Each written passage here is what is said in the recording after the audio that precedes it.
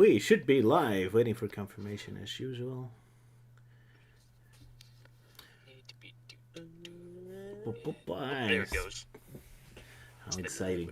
Oh, jeez, yeah. One of 3 ads. God. Really? Well, thankfully there's a skip button.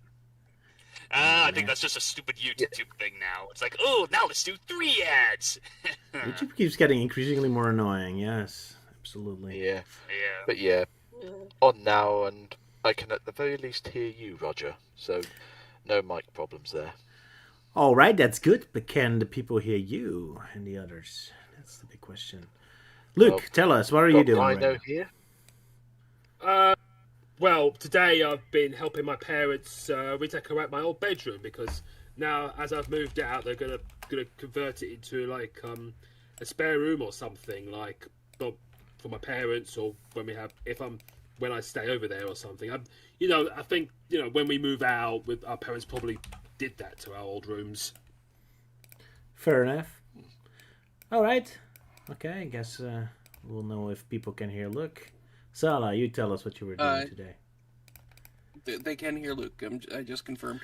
Excellent. So, on Thursday, opening night, I went to see Iron Lung in theaters. I've been looking forward to that for a long time. It was a passion project by Markiplier, based off of a game that he played a couple of years ago.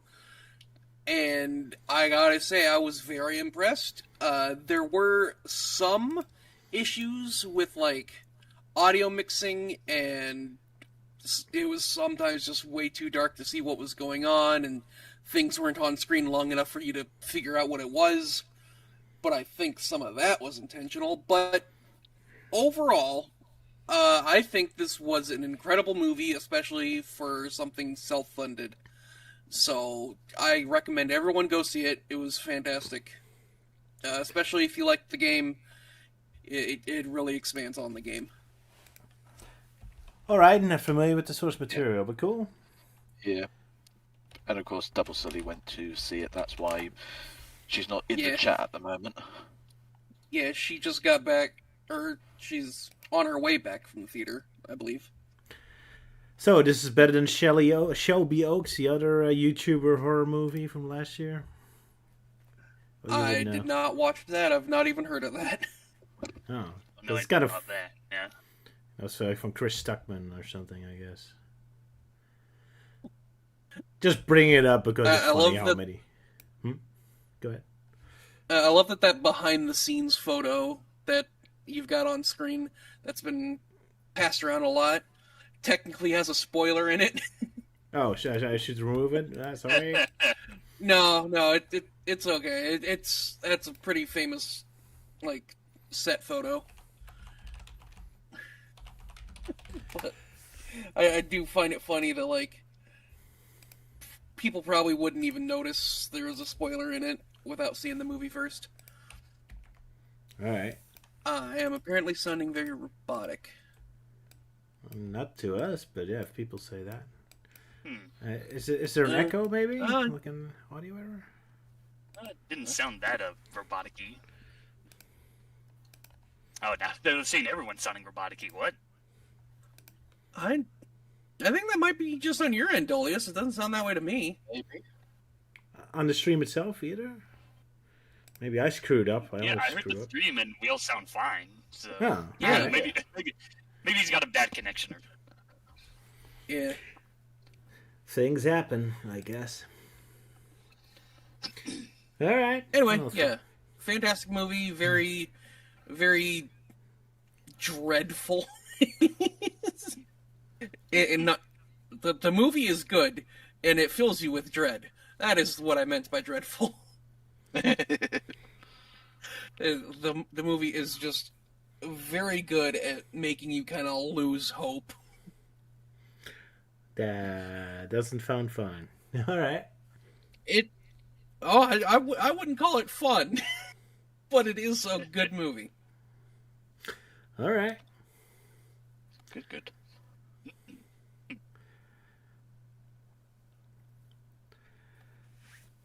All right, Melty, what have you been up to? Well, first of all, I want to apologize from last time of being a bit too ornery and angry, which, yeah, I think that was just a combination of dealing with audio problems on my end, and then the Archie Sonic jokes were just getting a bit irritating, mostly just because I've had a very, very, very long history of being shat on for liking Archie Sonic, and also being a bit hangry, because I didn't eat much that day. So, yeah, I apologize. I'm feeling much better now. And, yeah, these days I've just been enjoying my new PC. I got everything all, like, brought over and everything, and, back to making videos again, where I made my, yearly update video where I look back at 2025 and talk about, what I'll be doing for this year.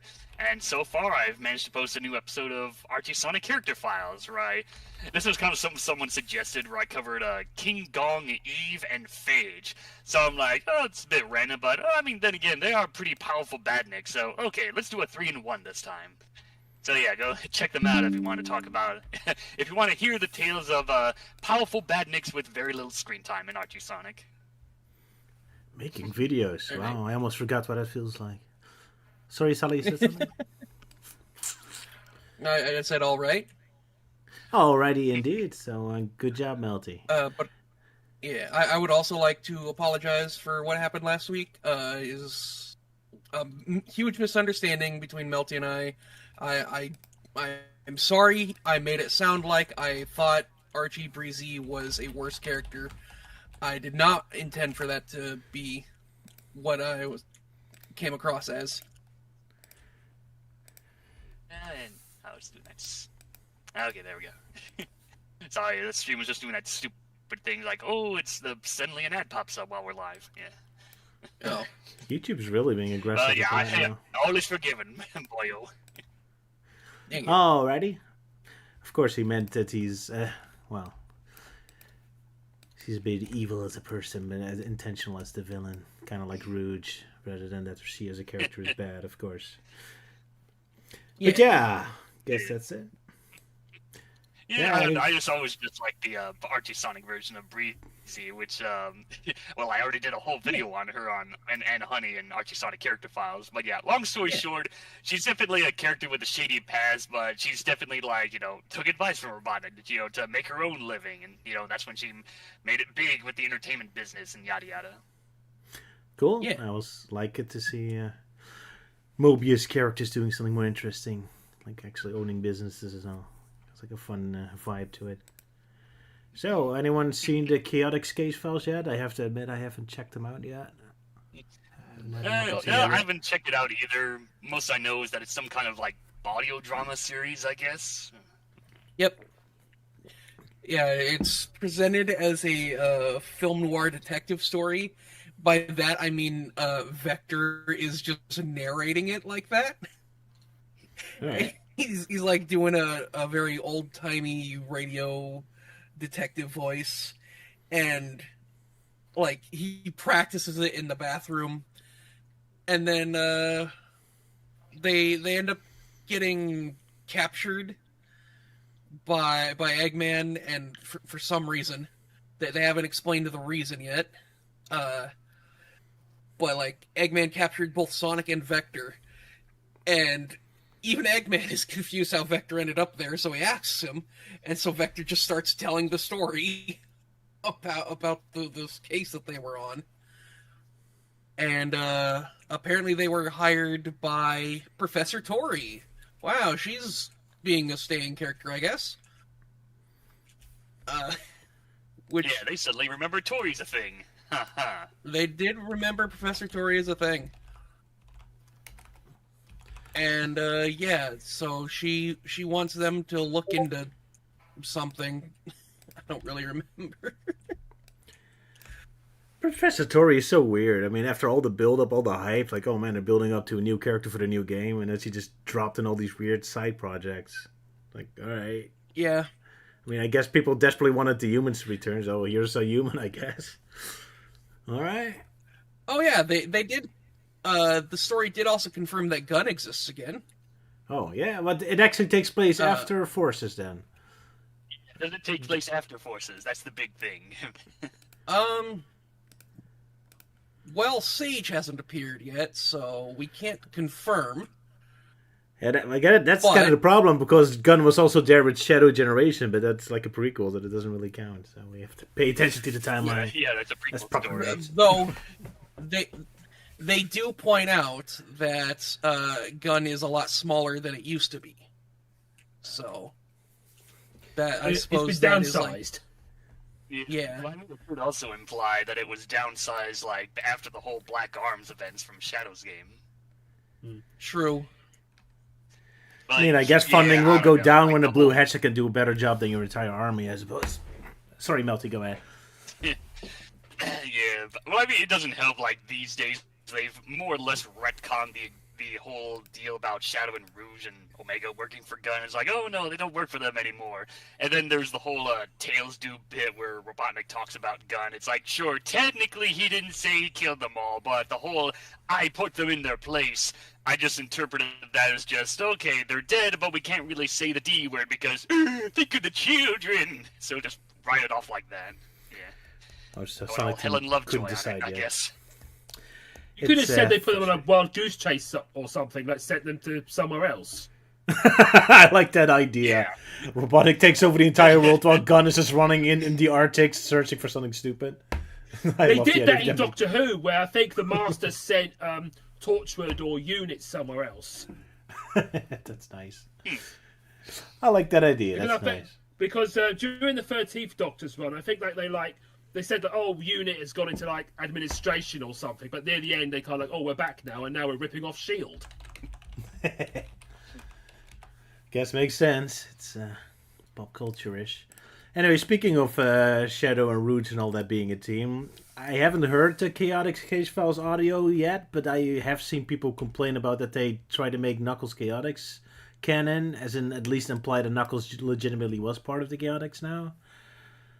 Is that a thing, or did I hear that incorrectly? Yes. I think I heard some rumbles about that. That is 100% something that they have just outright stated in the series, is that Knuckles used to be a member of the Chaotix, and that they defeated Metal Sonic Kai. So... Yeah, Metal Sonic Kai, yeah. Of course, I always prefer the Archie Sonic name. Titan Metal Sonic, but that's just me. Well... Of course. For that matter, Metal Sonic Kai does not necessarily refer to the giant red final boss form of Metal Sonic in the game. Originally, Metal Sonic Kai is just the name of that model of Metal Sonic. And the final boss just went unnamed. So... Fun, there's meta and they didn't really confirm or deny in this whether or not that's the case either. So, like, all they said was that we defeated Metal Sonic Kai, which could just be referring to the model as a whole rather than the final boss. So, it could still be Titan Metal Sonic. Do I hear Luke complain about that being too nerdy? Yeah, that's my headcanon, and I'm sticking to it. Yeah. Nerds, eh? But alright, I'll check out the Chaotix Case Files when I get a better opportunity later on. So. Yeah, I'll probably watch, or at least listen to it when they, I don't know, maybe when they post a few more episodes for who knows how long that's gonna last. Good question. But yeah, I guess it's part of the anniversary project now. Either way, I'm at least glad they're doing something with the characters. I mean, I think the Chaotix have always been one of the most underutilized characters, because they have so much interesting stuff going on, but they always did spout out some exposition in the background that's about the role they play in most of the games. So it's nice to actually play up the whole detective thing for once. So I like the concept, but haven't had a chance to listen yet. Might provide some parody material as well. Yeah, possibly. Oh, yeah. Yeah, it's about time I make a new parody, huh? Hey, go ahead, Matthew. And of course Archie Sonic had their fun with the Chaotix team for quite a long time, especially since back then it's like, oh yeah, Knuckles Chaotix was the only game they had, so they just made up a whole bunch of other stuff before they were reintroducing Sonic Heroes. So yeah, that's a lot to go over. One thing I will say is that it feels like Archie Sonic is the only version of Espio that really goes full on with the whole ninja stuff, because, yeah, in Archie Sonic, he actually is part of a ninja clan, and stuff happens, yeah. True, and of course, when I said the Chaotix is underutilized, I was referring to the games. I was not referring to Fleetway or Archie, who do indeed do a lot of cool stuff with Chaotix. So sorry if you thought that. Even Sonic X, even if Season 2 was just, oh, here they are, then they don't become active until Season 3. Indeed. Anyway, I guess it's about time we move on to our actual main things for today. Adventures of Sonic the Hedgehog, Zubotnik, and we're gonna do Archie comic later on. Just what's up? We're gonna do Pinball Fortress. We're doing Pinball Fortress first. Quick change of plans, where we're swapping the order of episodes today. Oh, okay. Well, if you Euan's having his dinner soon. Yeah. So we'll give him some time and talk about Attack on Pinball Fortress first. And so I have posted the YouTube hoop in livestream planning. So I'm ready whenever. Very well. So Pinball. Wait, is Elise still here? Because she's been quiet throughout this whole thing. I'm still here. I've just been rude and not asking any questions. Elise, how are you doing? I'm so sorry. I'm a terrible host. There we go. There's our patented Elise laugh. Yeah. I'm so sorry, Elise. No, it's okay. I'm just sitting here just listening to you guys. I'm sorry. The truth is, I don't really have much to say on my end. All right. Fair enough. Yeah. Okay. Well, we're happy to have you anyway. Yeah. Yeah, just wasn't sure if you're having mic problems or whatnot. Yeah. No, I was just listening to you guys because I've been out of the loop on like Sonic stuff lately. So makes sense. Or like new Sonic stuff lately. So. Plenty of real life stuff to do, indeed. All right, to be moving on to the pinball. Yeah. It's tough times in America now. But all right, let's talk about Blue Hedgehogs now, because we're so mature. Everyone got the pinball YouTube ready? Exactly. Okay, I'm gonna count down at 3, A2, A1, A go. Soon they'll all be in the power of my thoughts, along with the rest of the planet. And I'll be the mustard. Never mind. Just point it at that. And when I say you Nothing's more important than money, you overgrown bitch! Tell you what, friend, I'll even throw in a set of boobies. Boobies! Boo! Suck my balls! I'll even throw in my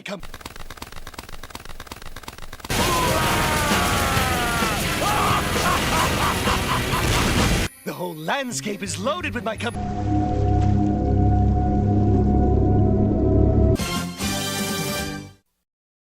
And you know what that means. An applause for that. Very surreal there. You oversized bitch! This is not amusing. I also like the reference with I like the reference to the heavy because that was done. I think was it done by Boogity Boo? I think.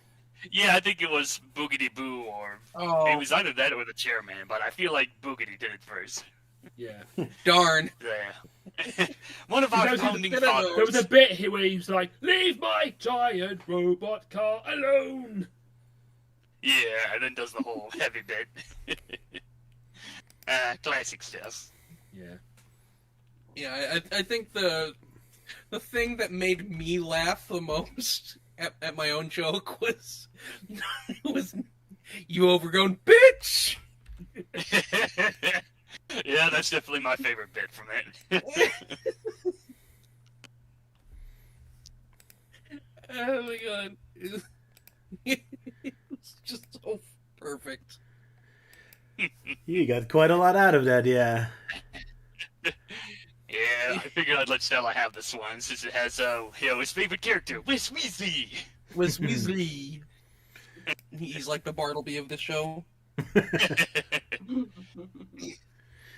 The jerk with a heart of gold. I guess. Alright, By so gold, we apparently mean Euan money. was gonna... Yeah, so apparently Euan was gonna do the synopsis, but he's MIA right now, so, Nope, yeah.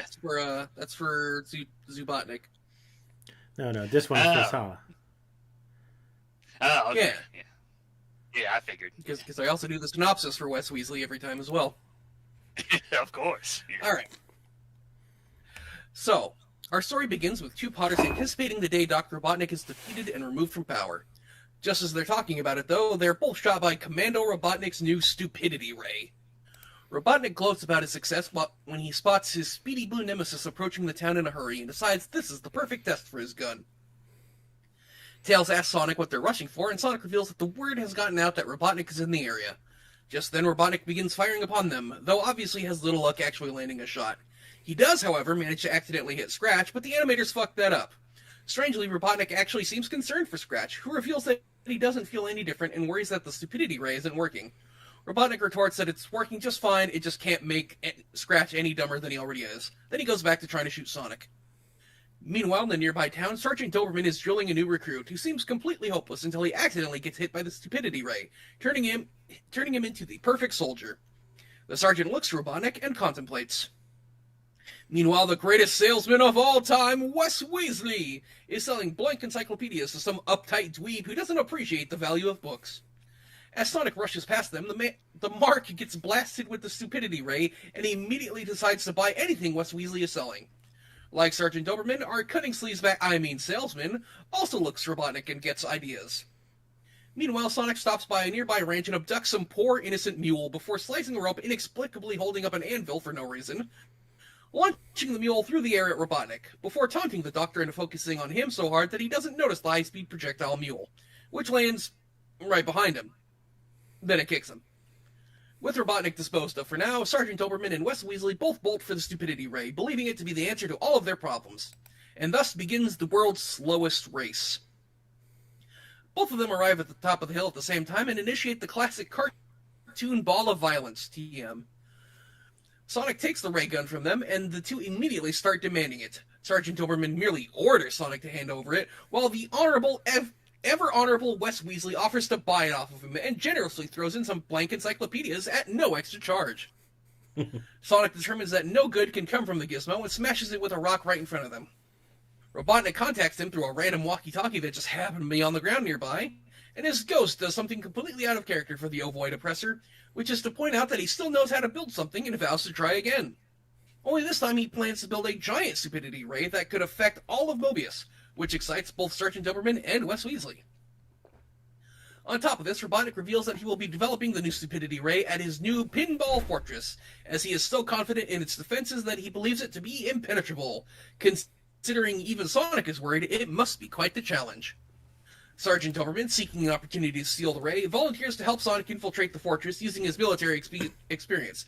But the ever-helpful Wes Weasley reveals that his company sold Robotnik most of the traps in his Pinball Fortress, and thus he knows how to easily get past them.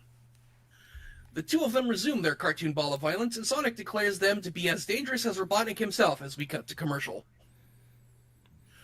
Right before we come back, Sonic inhales a small amount of helium as he climbs a hill near the Pinball Fortress.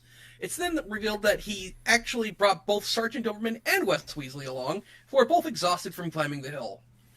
Sergeant Doberman attempts to take command of the situation, but Sonic quickly puts him in his place and calls on Tails, wearing an adorable aviator helmet, to pull some reconnaissance, who reveals that the passage to the fortress is blocked off and that Robotnik is almost finished with the new Stupidity Ray.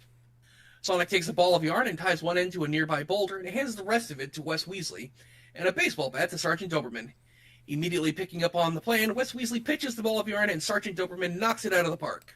Sonic manages to run along the string as it's mid-flight before tying the other end to a pipe. Sergeant Doberman is prepared with a zip line, thinking he can leave the salesman behind, but the ever-crafty Wes Weasley grabs onto his legs and accidentally pantsing him. The sergeant angrily returns the favor as they both crash on the other side of the chasm. Tails warns them to duck as Robotnik fires some rockets at the three of them.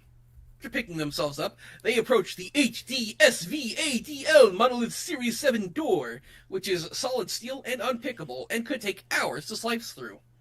Thankfully, the ever-resourceful Wes Weasley came prepared and sprays the door with chocolate milk. causing it to instantly rust and crumble, allowing them access inside. Robotnik is upset, but declares that they will never get past what he calls Boss Scorpion. Our heroes fall into the fortress, which plays Mario sound effects as they bounce off the bumpers, eventually landing in a lava-filled arena, where they are confronted by Scorpius, who is much less horrifying than he is in the actual game. Sergeant Doberman has the appropriate reaction to seeing a giant scorpion, and immediately pulls out the biggest gun he has. Unfortunately, it didn't so much as scratch the paint job. Thankfully, Sonic has a better plan. He uses his speed to crack the ground beneath Scorpius and send it sinking into the lava. Robotnik is angry, but thankfully the stupidity cannon is finally ready. However, before he has the chance to use it, there's a knock on the door, and Sonic arrives to announce his unconditional surrender, even offering Robotnik a gift. The gift is Sergeant Doberman and Wes Weasley somehow.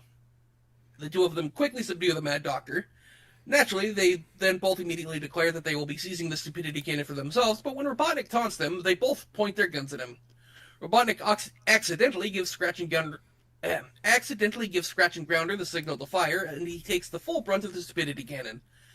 The now Boris Johnson-level intellect immediately pulls the nearest lever to him, starting the Pinball Fortress's self-destruct function. Everyone quickly evacuates, but the ever-informative Wes Weasley quickly returns to remind Robotnik that this voids his warranty. The fortress somehow launches into the sky, leading Sonic, Sergeant Doberman, and Wes Weasley to jump ship, but not before taking off their pants for some reason. Tails is unable to carry all three of them, but luckily they land in a convenient nearby pond as the Pinball Fortress falls from the sky in the distance. Sergeant Doberman, coping with his loss, declares that the best soldiers are smart, while the ever-honest Wes Weasley doesn't want to take advantage of his customers' naivete and enjoys the challenge his job provides. They all joke about how bad of a team they make as Robotnik blows up his fortress a second time. He's unsure about his catchphrase. In an alternate timeline, Robotnik attempts the same thing and manages to dodge the stupidity beam, but it bounces off of a mirror and hits him anyway. Sonic tells kids to stay in school 3 times in a row, and we cut to credits. Yay, applause for Sala. And since Sonic says it's going to be about always... Yeah, always stay in school. Yeah, something that Twitter does not learn, apparently. I thought the Sonic says was going to be always check your tools or something, like proper maintenance or something. But no, it says stay in school. Make sure the safety's on. Yeah, like proper firearm safety. Make sure to learn some common sense. Yeah. Yeah, I thought it was about like firearm safety. Hell yeah. Yeah. Would have made more sense, yep. Sonic teaches kids firearm safety. See, you could be a military gunman too. Remember, kids, the Second Amendment is your right.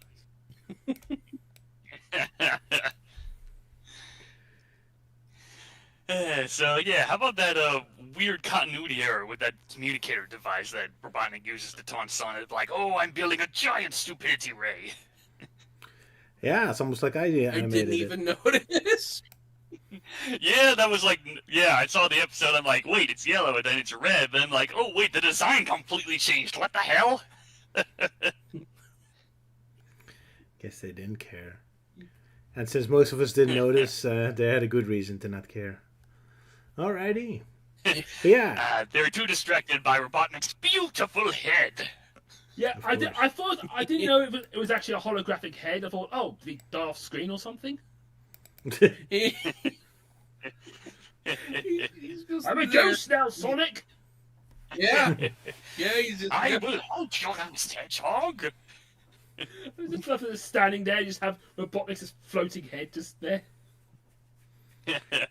It's a dream come true. Behold, Robotnik teaches typing. Yeah. How wonderful that would be. Yeah, kind of surprising that this show had the Sonic Spinball adaptation rather than Sonic CTM. Although that also did have a pinball themed episode, but this one too bad it was more only so. for the last 10 minutes or something. Yeah, they did spend a lot of time in a pinball machine, only 10 seconds, and then the Scorpion fight, I guess. But yeah, it's so fun to see Wes Weasley and the military guy up together. I'm kind of surprised Wes Weasley can actually keep up. What is it? Yeah, it's surprising they decided to bring back Sergeant Doberman, who we last saw him like way back in the Tales' New Home episode. So I guess he's not retired. No, guess he's back in it again. He's been re-inspired. But I'm kind of surprised Wes Weasley can keep up with him. So Wes Weasley's a pretty tough guy. If he can run just as fast and have an equal fight with a military dude like that. Yeah, and when he was fighting Sergeant Doberman, he had a knife out. Yeah. Well, I mean, hey, if money's involved, Wes Weasley's gonna be all over that shit. Guess Sergeant Doberman should be grateful Wes Weasley wasn't selling nuclear weapons or something, or the fight would have gone very different. They had kitchen knives. Yeah, do it yourself, atom bomb kits. Yeah. I'm kind of surprised Wes Weasley can't make his own. HD. Yeah, go ahead. He's got the HDSV ADL London special handshake. The what? The London special handshake? I didn't get that joke, sorry. Oh, jeez, yeah. Right, now I get you. I'm kind of surprised Wes Weasley couldn't make his own stupidity ray. I mean, they had all these magic items in the previous episode. He can make his own stupidity ray. But guess not. He's too stupid Well, for that. the company could. Oh, yeah, his company. Yeah, the company. Acme, probably. It is interesting, though, that he specifically calls out HDSV ADL. Because the last time we saw him, he was working for a completely different company. So, yeah, I guess they rehired him. Continuity error, or just him Maybe they moving just like from to company to smile. company? Probably. Yeah, the whole magic biz stuff didn't work out. It's like, all right, back to basics, I guess.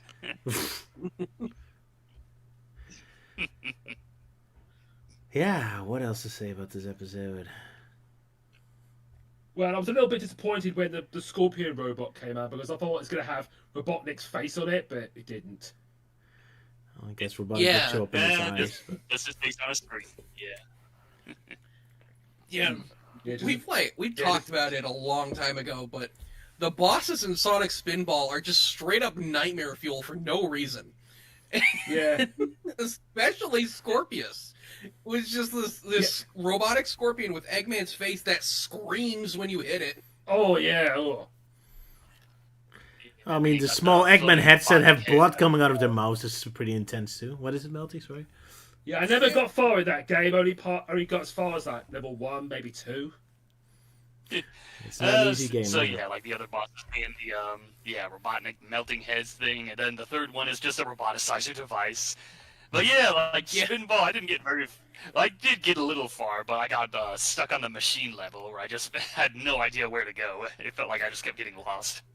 I've only played the Sega Game Gear version, although it did beat that. But not before the game beat me. You must be a true god if you could beat the Game Gear version of Spinball. It took me a lot of tries, and I did break a Game Gear over it once, yeah, so it's not easy. But hey, back in the day, I didn't have too many games to play. I never bought it with a Genesis. Yeah, it is. Yeah, hard and slow, which, yeah, I mean, it's one of those games that's like, oh yeah, it's only 4 levels long, but let's make it hard as shit. Yep, that's classic games for you. Yeah, similar story where I suppose with Back to the Future Part 3 for the Mega Drive, considering how the first level was that difficult. Suddenly, random Euan appears again. Hi, Euan. Welcome Yes. Annoying He's time back. with dinner. Annoying time with dinner, unfortunately. But I've all eaten now, so it should be all good for when I have to read the Zubotnik episode. When we eventually get around to it. But yeah, it's still kind of funny hearing, like, you apparently managing to beat Sonic Spinball, but at the cost of breaking your Game Gear. Yeah. I broke one, so I had to buy a new one. I was really infuriated. Oh, wow. That was really sad of me. I know. But yeah, despite being called a pinball fortress, there was only like maybe a very brief moment where they were actually doing anything pinball related before they immediately just get flung out into random lava. Thank goodness, because I hated all those Mario sound effects. How dare they? Yeah, second time we get Mario sound effects in the show. I didn't notice that. Yeah, it's the pinball Yeah, I think they were machines. using like the Tanuki flying sound effect for most of it. Yeah, me. But yeah, them falling into a random lava pit, like, I mean, there was a lava theme leveled in Spinball, so that kinda counts. True. Yeah. Yeah, but the scorpion doesn't appear in that level. Nope. I guess the scorpion's just too iconic. Even back then, I suppose. It's the only boss most people have faced. That's true. Yeah. Also, speaking of Wes Weasley being powerful, how about him just kicking Robotnik away for a moment? He just boots him Oh out. my I love God. how they just kicked Robotnik more than once. Yeah. Like, the second time wasn't even for a reason. Like, government's like, kicked him no! around. And he kicks Robotnik to the side. He's like, I'll be taking the stupidity ray. And Wesley's like, no! And then he kicks Robotnik just for no reason.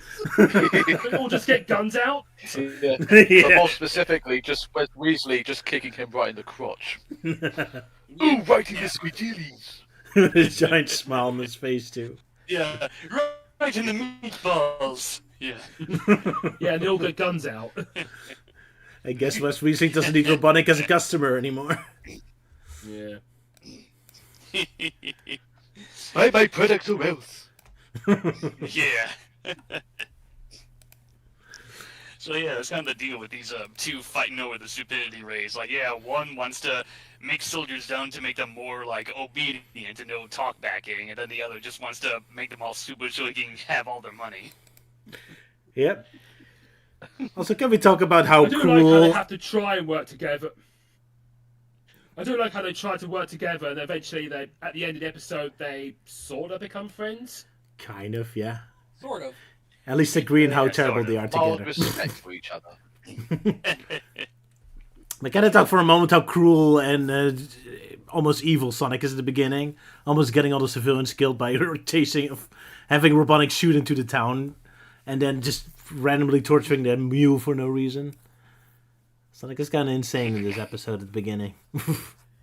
At the beginning, I thought two villagers were immediately killed off. Yeah. If Robotnik had a normal laser gun, he would at least have a body count of 4 already. Yeah. And some thanks to Sonic, so pretty interesting. There's also a couple of episode that way. Rambo references as well with Robotnik and Sergeant Dogan, who just gets out a gun for no reason, starts shooting at it, and thought, well, I'm out of ideas. Yeah, it's surprising. Like, the gun is, like, very cartoony, especially with how the bullets are just like that yellow line thing. But the sound effects is very realistic gun shooting. Yes. Yeah. Yeah. I mean, obviously they can't show real guns unless it's like guns from the 1930s or basically just something cartoonized up like a laser gun. So obviously that's how. Yeah. So obviously, maybe at one point it was originally supposed to be a real gun, but after being told no, we can't do that, we got to have it more cartoon. It's like, okay, we'll just swap it round then with this one, even though it has no logical sense of firing bullets. Yeah. It kind of thinks I how in guess- IDW Sonic, Eggman has got this tiny gun thing and just shoots a really powerful blast. Yeah. What, like noisy cricket? Yeah, kind of like that. Except, it's bigger and less powerful, so... But I do like the design of Eggman's random-ass gun he has in the IDW comics. It looks really cool. I like that it's kind of a recurring weapon of his. How nice. I also love the expression. I also love the expression of that random soldier. He looks like he's dying.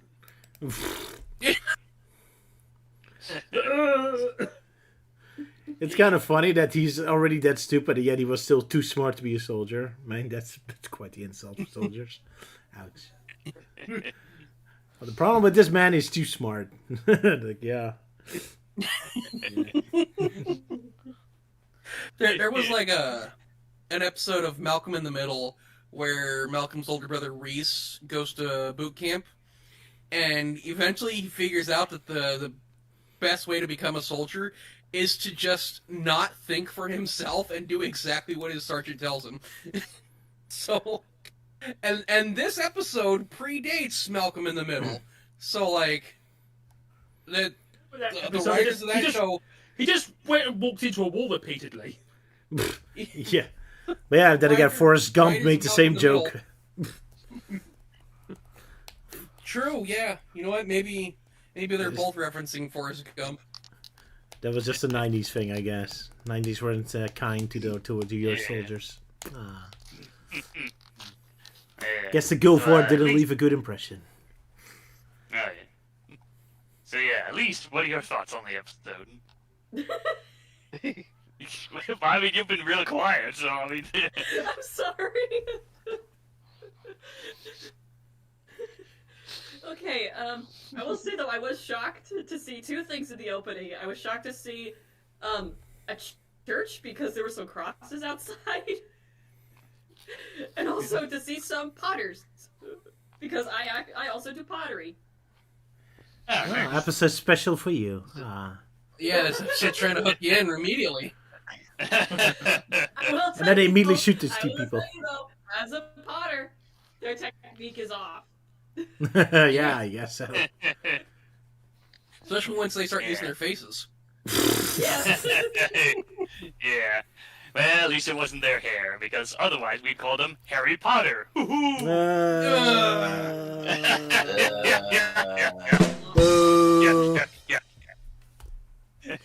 Sorry, I've got a Harry Potter movie recently.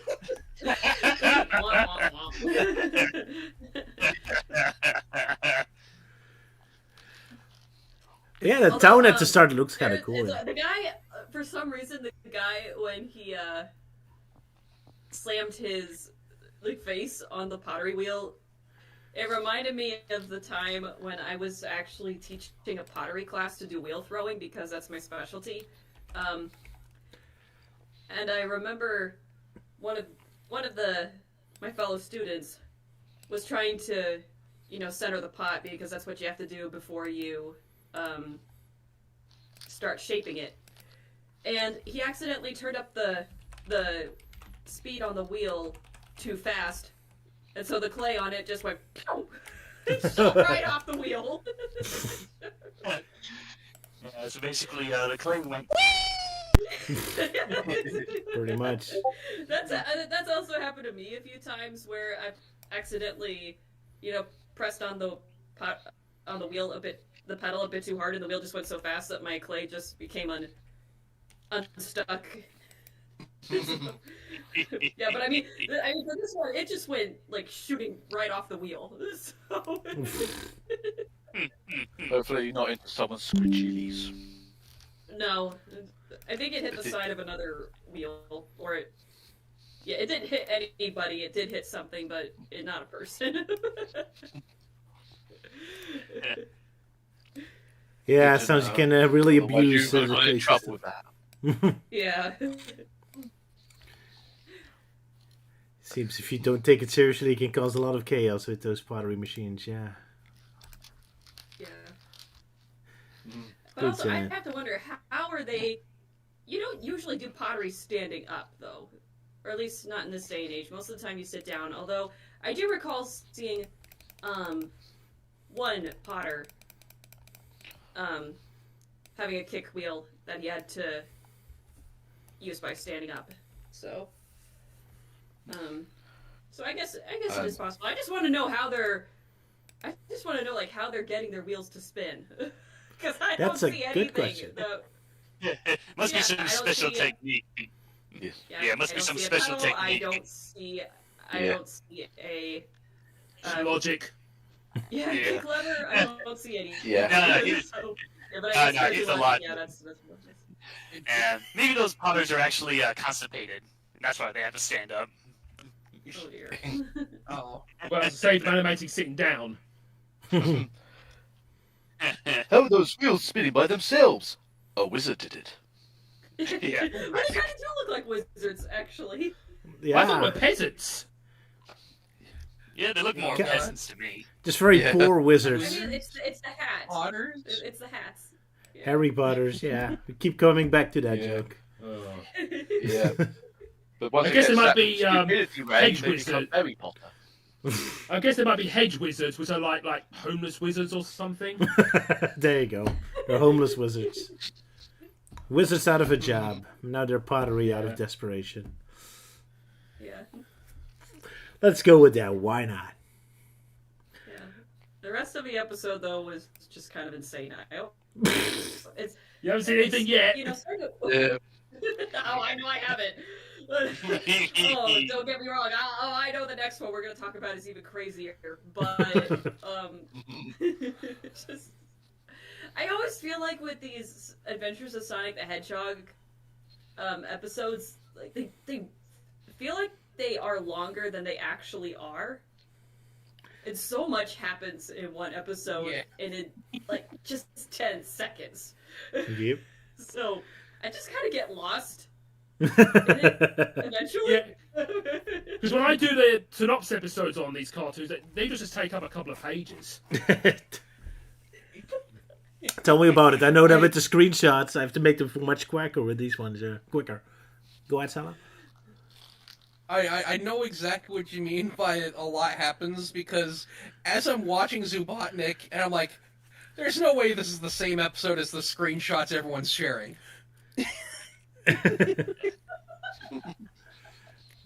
Yep, they are. Yeah, there's crack and then there's Diet Crack. Well, hey, it's a show called Sonic the Hedgehog, so what do you expect, eh? Yeah, he runs fast, so everything has to move fast. Yeah. At the very end, okay, with the sergeant and the West guy, it's like at the end when they're falling and Tails is trying to catch them, I noticed that they pantsed each other earlier, or as they're going down, but then after they come out of the water, then they got their pants back on. Maybe it's recycled animation from an earlier shot. I have the feeling they had a lot of editing with this episode, especially the last shot was very weird, that you never see a close-up of Dumb Robotnik and all that. There's some weird editing choices that makes me think that there's some editing problems going on. But that's just me. But yeah, there's definitely a continuity mistake with their pants. You can't. Or it's just extra It's fancy. so weird because I just wonder. I just thought the joke was okay. They pantsed each other earlier when they were going on the zip line, and then as they're falling and need a parachute, they pantsed each other again. So I thought that was a joke, but apparently not, because they don't draw attention. Maybe it to is, but I get the feeling it's more a continuity mistake. Who knows with this there was show? also This show a could be bit where, like, because there was also a bit where Sonic was wearing hiking boots, and he seems to be wearing them for a fair bit, and I thought, like, he's going to wear those for the rest of the episode, but then he, like, switches back to his regular shoes. Yep. It's all over the place. And now I'm just noticing the commander's boxers have bullets and Wes has money dollar signs. Yeah. Yeah, how fitting. Yeah. Yeah, and the other episode is also going to show us some underpants. So if you're a big fan of cartoons and underpants, then you're in heaven with these two episodes, I guess.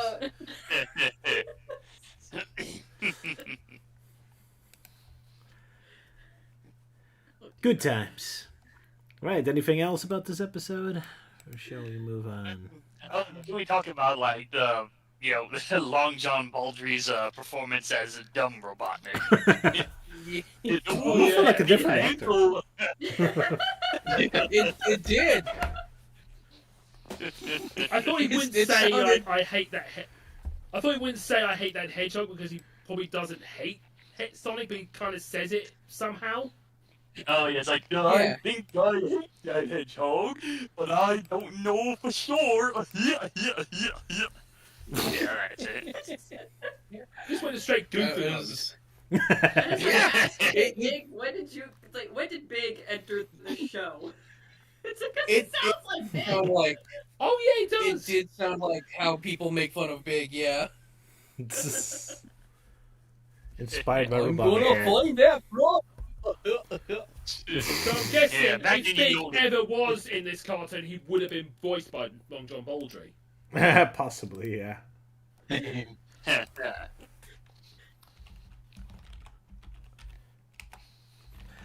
Alrighty. Ready to move on to the next episode? Yeah. Oh, sorry. Yeah, what was that? It sounded like Elise was wanting to say something. I was going to say something, but for the life of me, I can't remember what it was. About the Encyclopedias? About Rambo Robotnik? No. Pinball? No. Oh, it was with Tails. Yeah, when Sonic was asking over the communicator, and then Tails says, "I've only got one more thing for you. What's that?" And then immediately switches to Robotnik to shooting at him. That was nice comedic timing, yeah. Like, I was just like, wow, that took a swerve. I was like, wow. Thanks, Tails. It's like, Doc, where? I would have made that joke a ATM, yeah. Classic stuff. I love how quickly it escalates as well. It's just like Tails, like, hey, I got one more thing I need to tell you guys. Oh yeah, what's that? Duck! With his robot goggles. Yeah. It's Oh yeah, I adorable. did love Tails' little aviator Robot cap. goggles. that was cute. Indeed. Something it I is. noticed though is that Tails was able to fly up to the window and look directly inside. So I was just thinking, why doesn't he just bring Sonic up there? That's a very good true. question. Get past all those defense systems. Because if we Also, went up Robotnik did through the immediately- window, because it went through the window, it wouldn't be much of an episode. No. Exactly. Also, Robotnik didn't immediately say shoot as soon as Sonic came through the door. He was like, oh wait, hold on, he might be saying something. Yeah. If only a milli shots, the show will be over.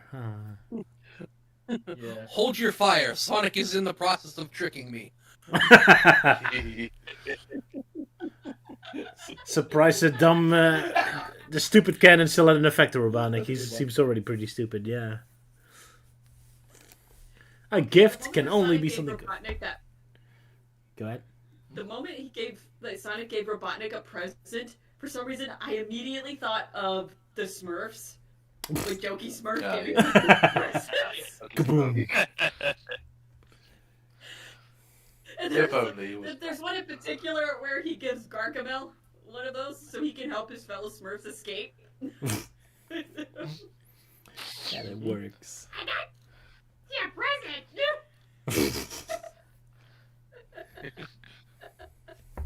It's a surprise! I got your little present. Although in this case it would be Robotnik. Yeah. Psycho Although Smurf. instead of the package exploding, instead two people pop out of it. Even better there. Surprised how very compact they were squeezed in there. Yeah. I mean, I guess for two people can get more. Now I'm reminded of, What? and now I'm reminded of Roger's review of the Smurf games. Psycho Smurf. Oh, it's Gargamel, give me a hug. I love the death music. So yeah, No, it's like- More shout no, out to that that. should be my favorite out of all the game reviews that you've done. It was fun, yeah. Good.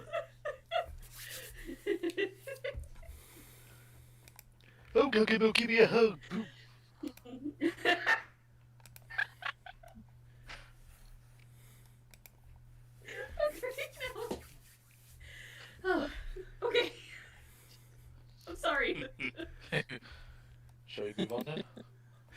I guess so. I suppose we should. Yeah, I got it.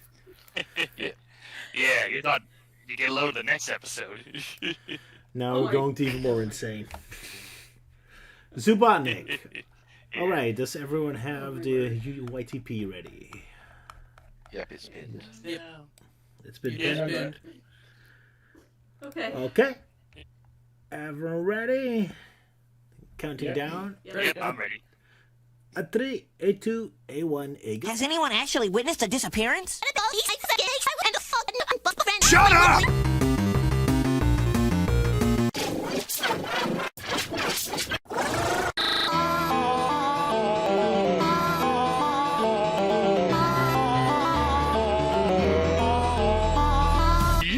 Think you could think without thinking on your first.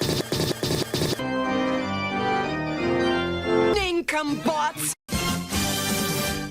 Oh yes, mama. Oh yes. Oh yes. Oh yes. Oh yes, oh yes, oh yes! Of course, I had to end with at least it's not a Muse joke. Have to put that singing bell part. Yeah. Oh, yeah, thanks. Yeah, I think it's because I was having some trouble coming up with good jokes. And like, I don't know, let's do a YTP MV. It's been a while since I've tried that. So, yeah. So the tune I use is called Tomb Rock. It's made by Raxo2, which, so, okay, he does, like, music, but also, like, videos in Source Filmmaker. And so, you know, there's one side where it's, like, randomness in Source Filmmaker, but this guy takes it to a whole new other level. But aside from that, he does his own original music, and they're all pretty good, so I recommend checking out his music. Elise is When still dying in the Robotnik background. was spanking Robotnik, I want to use the audio from Sonic 3 whilst with Joel saying, "I will not disrespect my elders whilst destroying the Earth." Yeah, I think originally I was gonna do like more like sauce and stuff with Robotnik and Catella with all the animations, but I think looking back at it, it's like, nah, too obvious. Let's just have Robotnik be turned on for being spanked by his own mama. Glorious, mama.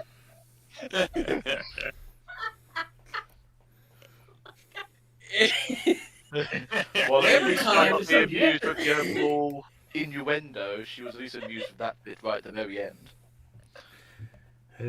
Like, Yeah. well, Elise appears. You have water. Get some water, Luke. Yes. Every time I start to feel good about my YTP editing skills, I see one made by Melty and realize I am not even in the same league. No. Oh, Everyone's in their own special leagues. As long as you're funny, that's all that matters. Because mine's always more of a slow build up to jokes. Whilst Melty just goes, pow, right in your face with it. I see a question for Rhino. How much editing was required to make the pony say that line? It's like, not that much. There was like maybe 1 or 2 bits I cut out to have it like lip sync to that line because yes, this is another episode where Kathleen Barr voices a character and she sounds very similar to Queen Chrysalis, and I'm like, okay, I gotta do this joke. So yeah, second time I get to do a Queen Chrysalis joke in my YTP intros. Lucky I you. thought that was an actual line. But yeah, not from the Pony Show. It's Right. Oh yeah, one thing I just realised though is, guess who wrote the episode?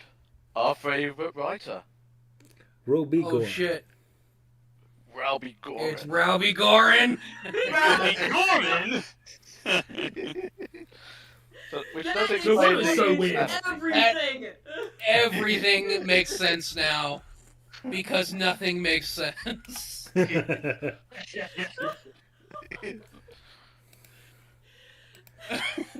sorry. Okay, with Melty's. Okay, with the. I've gotten used to your YouTube clips by now. No, that it's gonna get crazy. So, at first it was just. I was just watching it and I'm just bracing myself for the moment. It's like, okay, when is a Lou joke gonna come up? But it's still hard. It was like, okay, you almost got my guard down. And then, but then that ending part came up, and so it went back up again. But then you did. Elise is not amused. Yeah, saving the best for last by just milking. Completely caught me off guard. Yeah, saving the best for last by continuing to milk that whole "at least it's not amused" joke. I love it. It's one of our best running gags for sure. Yeah.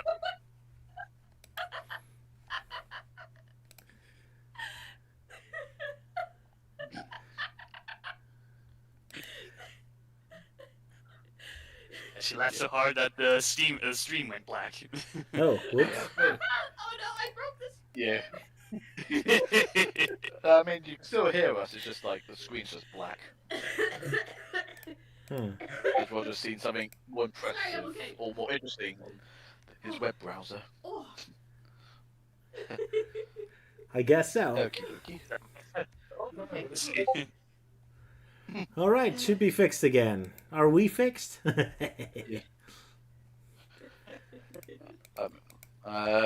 sure about Elise. I'm okay. I'm okay. We can go. Okay. You can breathe. So you.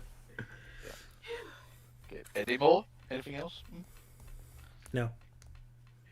Nope. Okay. No, I think you're good to start. Okay. So, anyways, the episode. Shush. Anyway, episode Zoobotnik. Our story begins as Sonic is running through Mobius, causing all the leaves on the trees to fall off, revealing their underwear, with Sonic mentioning to Tails that he needs to be reminded to retread his sneakers. And that's kind of like the immediate sign that this is written by Ralby Gorin.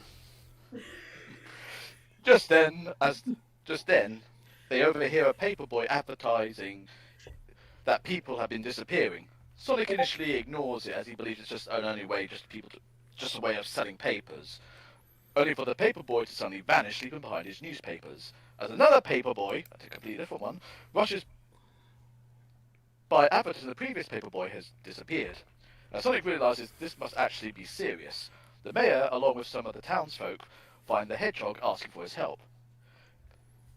When Sonic inquires if anyone actually saw anything, Mildred the rabbit goes on a long-winded rambling that doesn't seem to go anywhere, with Sonic eventually asking for a description of the kidnapper, in which when everyone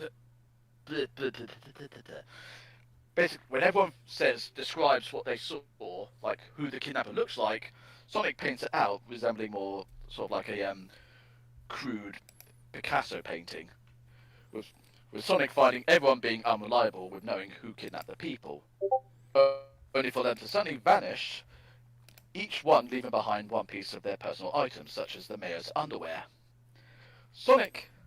As Sonic has his back turned, Tails gets kidnapped, making the Blue Hedgehog furious as he'll do whatever it takes to find his two-tailed friend, as well as everybody else that was kidnapped. Meanwhile, elsewhere, a duck with floppy dog-like ears gets spooked as he hears a noise and runs away, only to be tripped over by a tripwire and landing in a net trap, where it's revealed who has been capturing the citizens of Mobius. A red-haired huntress wearing animal skins, where she plays classical music when she successfully captures someone. She throws the captured duck in a large cage, full of the captured Mobian citizens, including Tails, where she gloats that they'll be spending the rest of their lives in captivity, as she and the cage are beamed up to her banana-shaped yellow ship, as it flies off. Behind a nearby rock, Coconut saw everything and rushes back to inform Robotnik. Over at Fortress Robotnik, the evil doctor is having a bubble bath where he has a go at Coconut for disturbing him as he was playing with his rubber crocodile. Coconut messingly tells the doctor that he saw a UFO, which Robotnik scoffs at until the monkey Badnik describes the female kidnapper, with Robotnik putting together that he must have seen Catilla, the intergalactic huntress, whom travels from planet to planet in capturing rare specimens to sell to zoos at other galaxies. With this bit of news, he plans to get in touch with her to use her skills in capturing Sonic.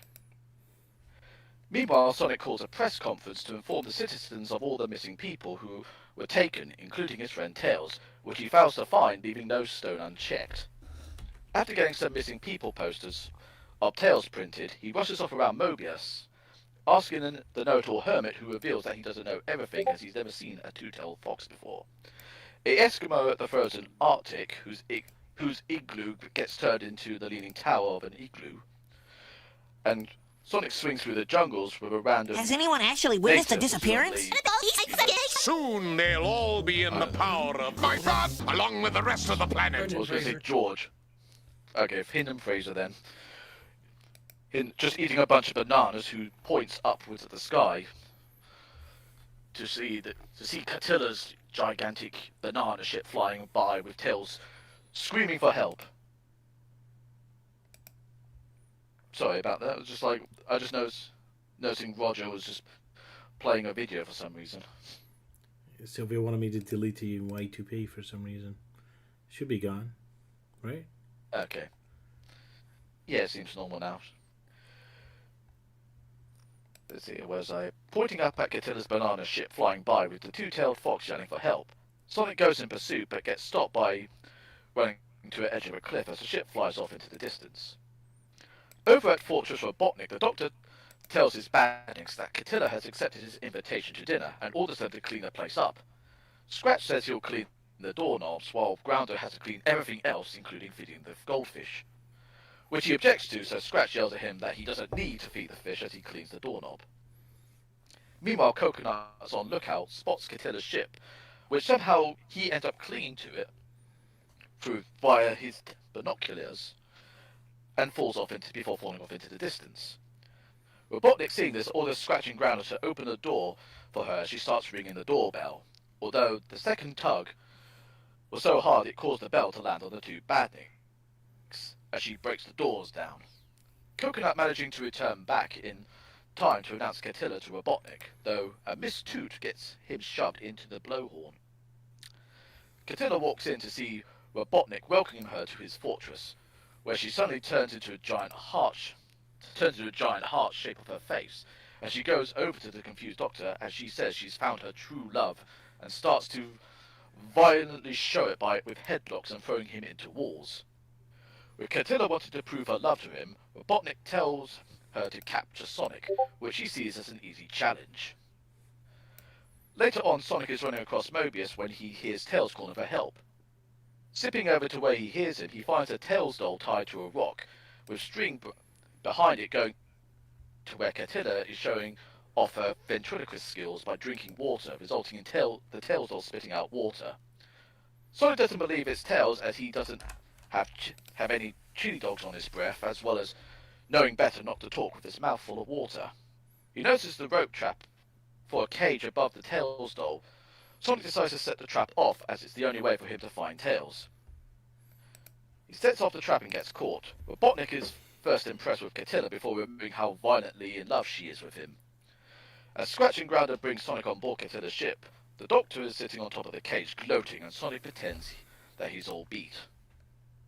A short time later, Sonic is in his cage watching Robotnik and Tilla dancing while listening to music to gloat to, with the Doctor trying to persuade her to accept cheap money for her work, but she wants his hand in marriage and refuses to take no for an answer.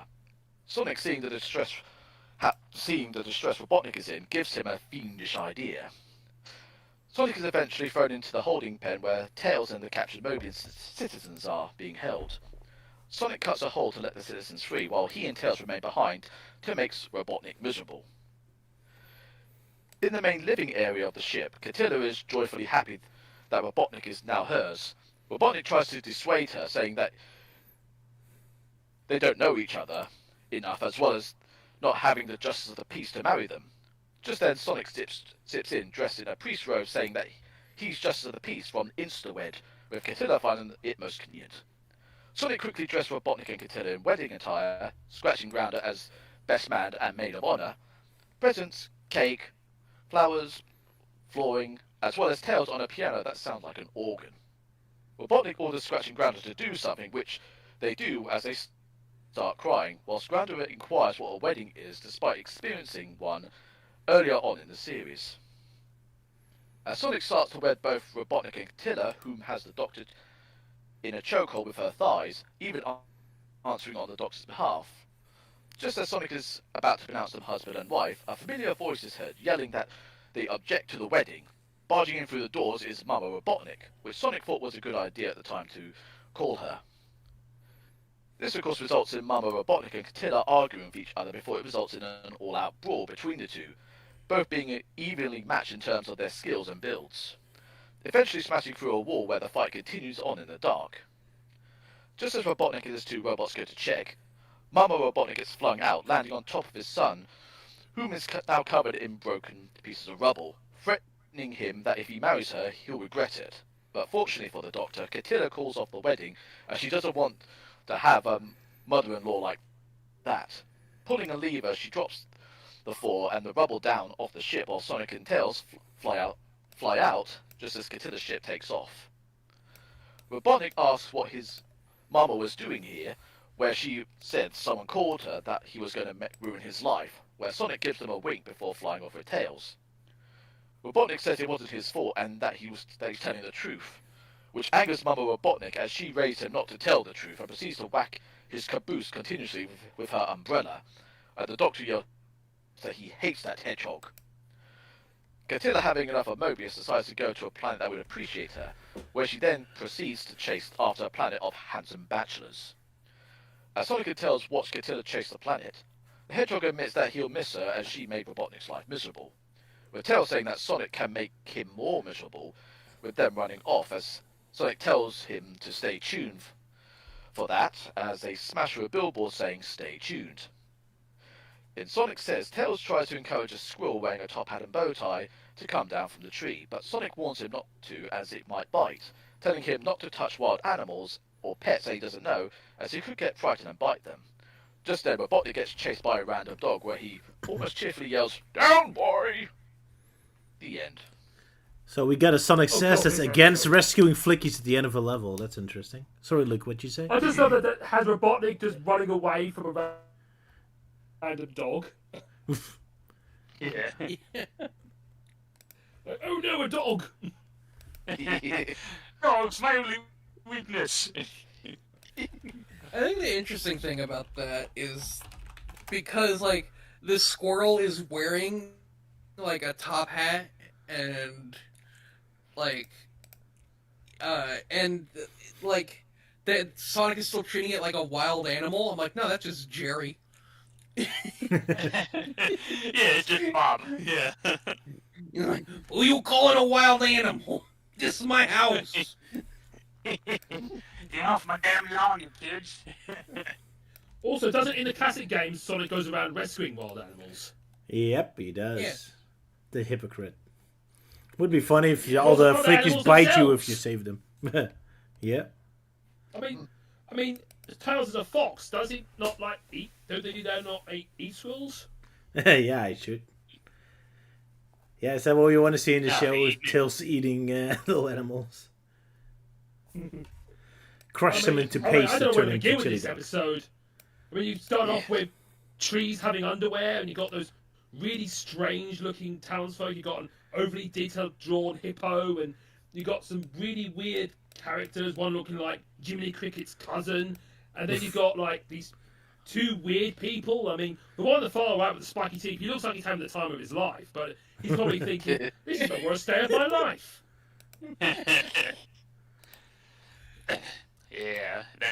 Then got like the hippo mayor and Mildred, the bunny gal, who's also voiced by Kathleen Barr. Yeah, surprising. I'm quite surprised that this is probably the one episode where Kathleen Barr voices like the most characters in one episode. Because like first there was Mildred, and then Cully Chang, the news reporter, and then Catella, and then Mama Robotnik. Quite a lot. And of course, the joke that everyone's been making with them fighting each other, Kathleen Barr. So there's a bar fight and a cat fight. Yeah. Yes, Kathleen Barr arguing with herself.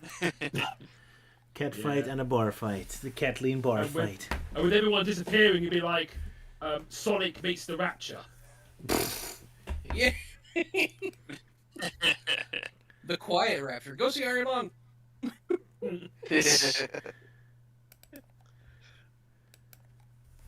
Brought it back. Let's go.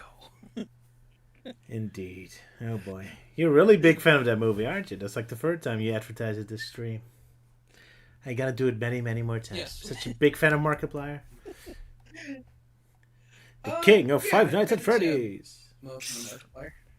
Indeed. A running gag I loved in this episode was Catella having this flair for dramatics that's so intense that she supplies her own background music.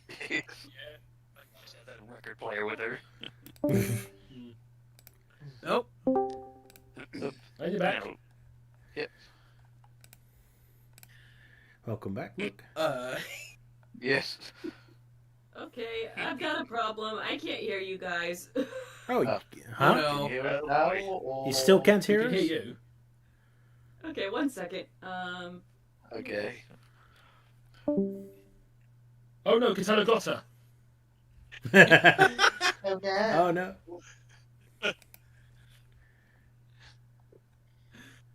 Yes, And you're back. How about now? How about now? No. Here's now. Okay. We can hear you. you hear us now? I'm take that as a no. No, because she stopped responding to her.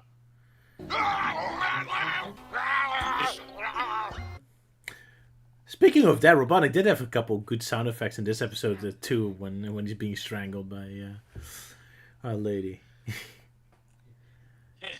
Yeah. I've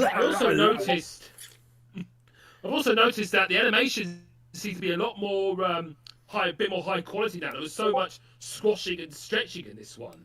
It's like Yeah, a bigger budget now. fitting with the writing style, I guess. All madness. Yeah. But then again, Yeah, it's so- nothing like that. Especially when Catella first meets Robotnik, he does a weird back stance or something. You didn't really need to do that. Oh yeah, she does like this dramatic, like, that pose. Yeah. Or it's like, what is this thing I see before me? Before falling in love with the sexiest fat man in the Johnny drawer. Hart for some reason. It's very creepy looking. Yeah, jeez. They pull off that old Three Stooges joke as well. She's like, "I found my true love," and Robotnik's like, "Where?" Hell yeah. Gentlemen, who came in? Yeah. Who came in? Yeah. Also, they really upped the fetish fuel in this episode, especially when Catella walks in. You only see her legs. Showing off them pretty legs. Yeah. Yeah. Yeah, I think Scratching Toby Sparks has got ground and nothing looking on up this those. show. At least on this episode. Nope.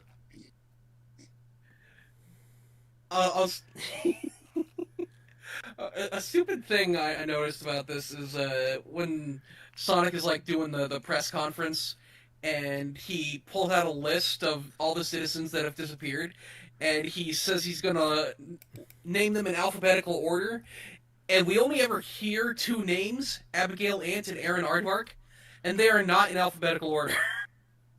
Wow. It's tails at the end. Yeah, I guess there's no one with a Z in the name. What I found more interesting is he has this giant list filled with names, and yet we only see 5 people. So I guess all these others are actually dead or already brought to a different planet. Yeah. Yeah, Elise is having audio problems, so I guess we'll have to wait for her. Typical Elise, time try there again. of Connection issues. Yeah. Because of the One fact thing that that's she had a bit of a chuckle with that. yeah. Go ahead, Belty. So, let's see. I was about to say, yeah, it seems like the theme of the episodes today are returning characters. Because, like, back then it was Sergeant Doberman and Wes Weasley, and in this episode it's the return of Mama Robotnik and the return of the Tails doll, who was previously seen in the Grounder the Genius episode. Yeah. Oh yeah, I forgot about that. Yeah. Pretty cool. We didn't know it was a full-blown character. Go ahead. Yeah, and and it's also the introduction of Kali Chang, the news reporter lady that shows up in a much later episode. All right. Oh, okay. I think I've got it now. Yeah, you Oh, can hear us there now. you are. Yeah. Okay, Welcome that back. was weird. Okay. Technology always fun. We thought Catella got you. Yeah. Yeah. Oh no. Oh, she did, but I kicked her ass. Nice.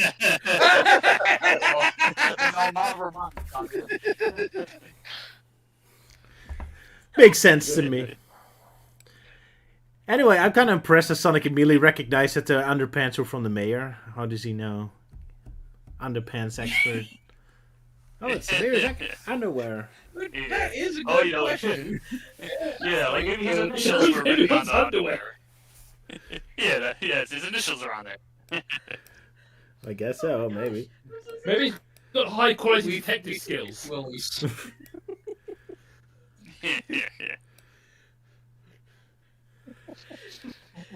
What else? You can tell a lot about someone from their underwear. I don't know. Probably. But I think I find it more strange is that when Sonic points out the missing people, it's like, hey, there's Mildred's bowling shoes. But if you look closely, it's like, no, she was wearing black shoes and not red and white spiky shoes. Ah. No, she just brings her bowling shoes with her everywhere. And that's what got Maybe she stores them in her hat or something. Yeah. I guess so.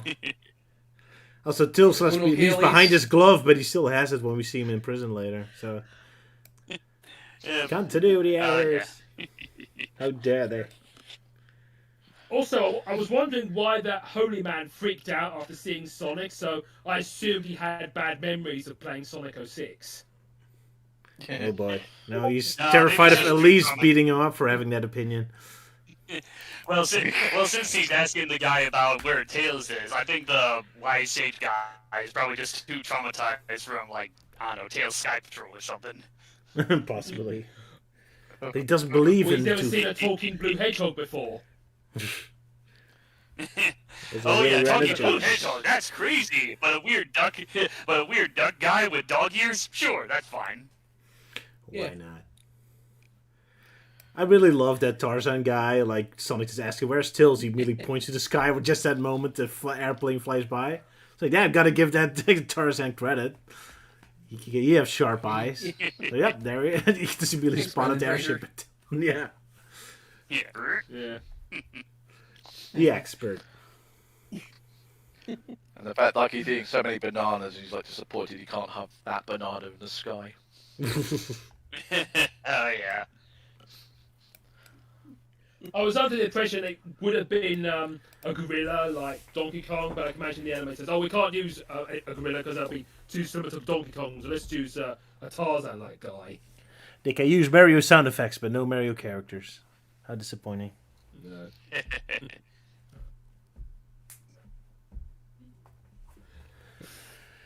Anything else about this crazy episode? Oh, there's a lot. I mean, like, Yeah, there's a we've lot. got, Like, yeah, Buff Sonic. this episode definitely proves that, despite the fact that she lost, you really don't want to fuck with Mama Robotnik. Yeah. Yeah. Because that's Speaking huge of, win. I freaking love that Mama Robotnik was so insulted that Catella didn't invite her to her wedding. Not that Robotnik didn't, that Catella didn't. Even though she And doesn't even know also, about her she's existence. disappointed that her son told the truth because I told you to lie. Yeah. Yeah. The truth. I raised you to always lie. I'll never tell the truth again. That Classic sounds villain, like yeah. a truth. The paradox of saying I will always lie. Oh yeah. And also, I love when a lot of crazy- Sonic had the devil horns. It's like he's going to full Grinch mode. Yeah. Oh yeah, he goes all deep. Being like, "Ooh, I got some evil plan." That was actually scary. Yep. Yeah. He kind of almost looks like what Shadow would look like in this art style. Yeah. That's a good point. Oh yeah, probably. Being like, "Ooh, I'm going to do some nasty things today." And Sonic Yeah, had like- a wonderful yes. idea. A wickedly awful idea. Yeah, like Sonic goes all To his demon. ears. Yeah, Sonic goes all demon hedgehog, and then Tails also looks pretty devious when he's playing that organ. Yeah, there's a Yeah, spectacular. kidnap someone and climb to a railway track. Yeah, Kinda is spoiled again. Speaking of Sonic's ears, there's always the joke that like when Sonic wears headphones, he doesn't wear them over his actual ears. But I don't like the look of Sonic wearing glasses over his ears. Because they just go almost straight up. In some of those shots, he seems like he's turned into Jerry Lewis from the Nutty Professor. Like, "Hi, Glaven!" Oh, yeah. Hi, even Glaven! Well, that's more Professor Frink, but yeah. Yeah. And of course, I love the bit where Robotnik, like, he looks absolutely freaked out because Like so it's compared to this shot of the cat from an episode of Red Dwarf, where everything runs backwards, and it ends with the cat going behind a bush. And as everything runs backwards, you can probably guess what happened to him. Because he was, in the bushes. Yeah. No, maybe that's Robotnik's face when Lex Weasley punches him in the balls, or from the previous episode. Yeah. No, from behind. Time for your prostate. Sorry. Oh no. Poor Elise. Oh, don't worry about it. Here, try this genuine workable prostate exam. Here, let me show you how it works. Oh no. Hey, give you a suppository. Alice is not amused. And of course, you got Sonic's psychotic expression at the end, like he's going, "Bodies? What bodies?" Yeah. Jerry. That big smile he does, like, what body bodies, Tails? What bodies? Forever. But also, Go ahead, when Sonic is like giving the vows, and he's about to say, "Do you," or like you say, "Do you take this guy to be your husband," or whatever? You'll notice his shadow and animates on its own. Yeah, that's pretty fun. It's like yawning in boredom and all that. It's a fun detail. And then it did that whole like la la la la thing with the hands. Shows That's a his nice genius detail. side. That's a very nice touch, yeah. This show can be pretty clever sometimes. But on the opposite side of that, time when it wasn't clever, with the trap for Sonic is like this little Tails doll with Catella doing the voice of Tails. She does a fantastic impression, but like she makes it a point that like she used to be a ventriloquist. But like if she's hidden from view, then ventriloquism doesn't really matter, and so she decides to show off by doing the ventriloquist water trick, and she does it poorly. And somehow that equates to the Tails doll spitting up water. So none of that was necessary. Yeah, I remember with the YTP intro, I was gonna try and recolor the water to look like blood. So it's like, oh, he's spewing out blood, but I just couldn't get it to work right. It's like, oh, okay, I'll just mess around with the filters and go with that. Yeah, I got the idea. It looks horrifying. I had trouble with the opposite in mine. I had trouble turning the blood white.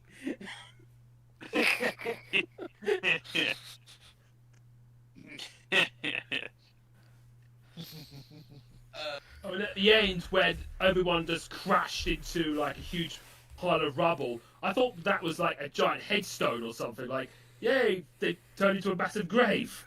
I think that was the genuine. I think that's what they were trying to do, but they had to make it a bit subtle because they didn't want to get into trouble with with certain companies, with certain regulations and such. Like, you can't do that. Yeah. You can't make it seem like they're dead, even though technically they're not. Yeah, Sonic's no killer. Although granted we don't see Scratch and Grounder, so we can only assume they died. Whatever that Robots, means they for don't a even robot. breathe. Yeah. I like the little and also fake out when you go first. Yeah. I love the little fake out when Robotnik like pokes his head out of the rubble and he's wearing Mama Robotnik's hat, and it just looks like Mama Robotnik, and then the actual Mama Robotnik pops out and steals her hat back. Yeah, that was a nice detail. Yeah. Because this episode brings back Mama Robotnik sporting a mustache. Yeah. We missed the definitive look. Yeah. Purely for that joke. Yeah, and I'm impressed that Sonic can swing from can swing on vines with his own teeth. Yeah. Yep. Very strong molars. Remember, brush your teeth, kids. Always floss. Forget to floss. No, movie Sonic, stop dancing. Not that floss.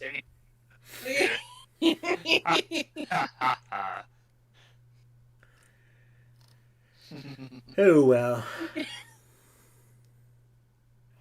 Man, I love some of these screenshots of that one of Robotnik. It's so goofy. Or his lips go up past his mustache. No. One that's when he's like...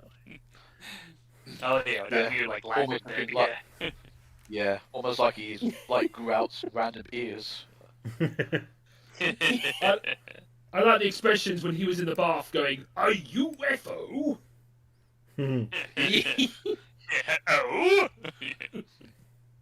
Yeah, next you to can tell the animators were having... little green men.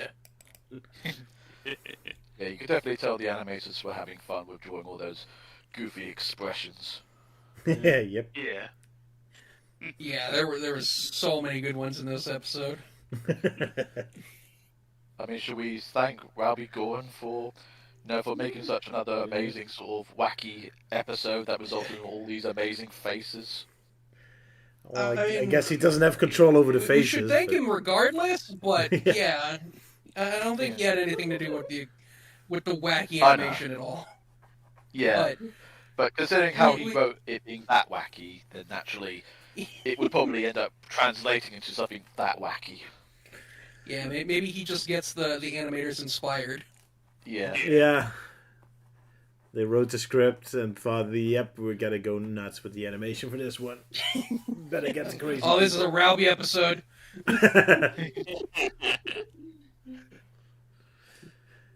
Get their most insane artist on this. Yep. Yeah. Yeah. Anything else?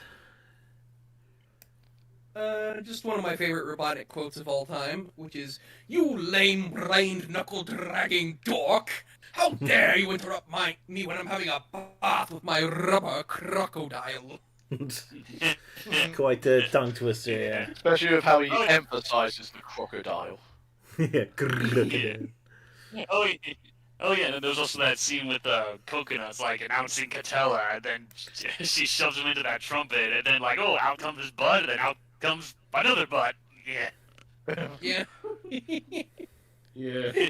I was really caught off guard by that. I'm just like, okay. And his head's coming out the other side. No, okay. Like, how does that even work? It doesn't. It's pure cartoon. The same as this is a butt face. That's why. Same as Catalina turning into a heart, which is also terrifying. Yeah, like especially when she randomly turns into a heart during the whole Mama Robotnik fight. It's like, what? Is she like suddenly turned on from all the pummeling she's getting? that was very confusing. Yeah. And she's just like having a smile on her face the entire time as well. No. So not think too much about she's that. just looking at Mom. Yeah, like Mom Robotnik's coming towards her, and she's just like, "That's a huge bitch."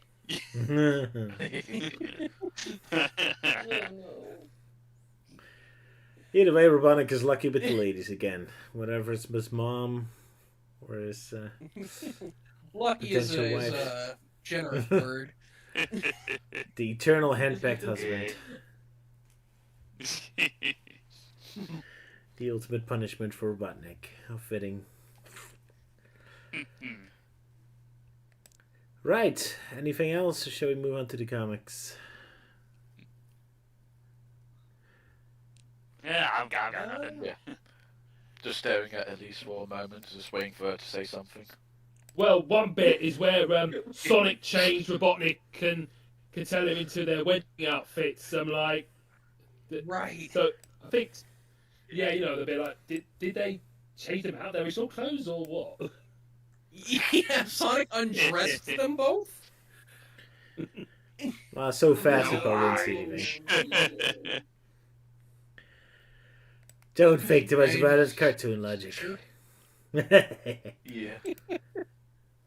Also, I love the music to gloat by a bit. That's nice. That's a typical Robotic. Yeah. I love that. Music to gloat by. And I need me that album. We need more villains to have music to gloat by when they finally succeed at something.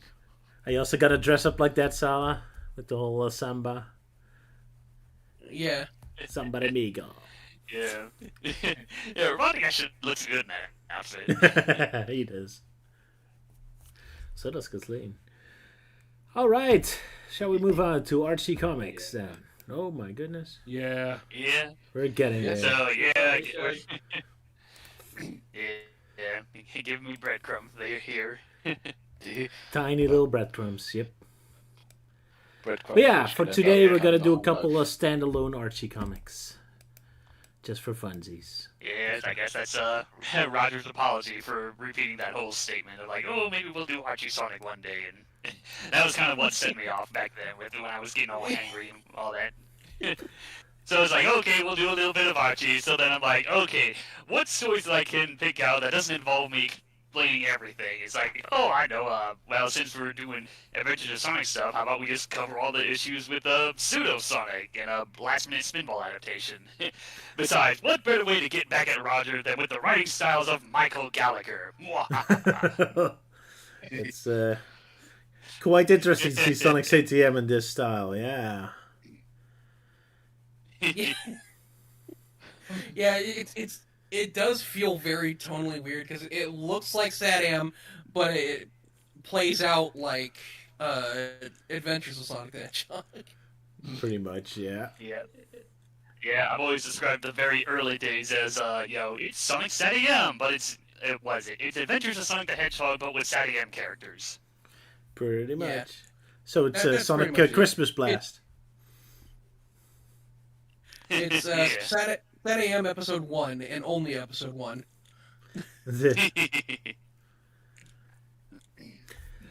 Alrighty, who's doing the synopsis of Pseudo Sonic? Mecha Sonic, is that? That would be me. That would be you. Oh my. Yeah, I think it was you. Yeah. Yes, Melty. Let me just double check here. Yep. Yeah, put you down as. Okay, yeah, there. I am. So, alright, so Pseudo Sonic, yeah, with the front cover being an obvious parody on that one Flash comic with Flash meeting Old Flash. Or something. Alright, so it starts off in Robotnik where Robotnik has studied Sonic's abilities for so long that it's like, I have gathered enough data to create the ultimate evil robot, Pseudo Sonic. So he goes over the list and details, and we see that just like Sonic, this robot is super fast and can, stop on a dime. Quite literally. But of course Robotnik's like, oh, it's great, but maybe there's a few bugs to iron out. So, meanwhile, with the real Sonic, he's leaving the secret entrance to Knothole Village, which annoys Antoine. But it's like, gotta tell me where you're going. I'm on guard duty. So Sonic's like, nah, I'm gonna do something, yeah, I'm gonna go pick flowers for Sally, and don't you readers tell him.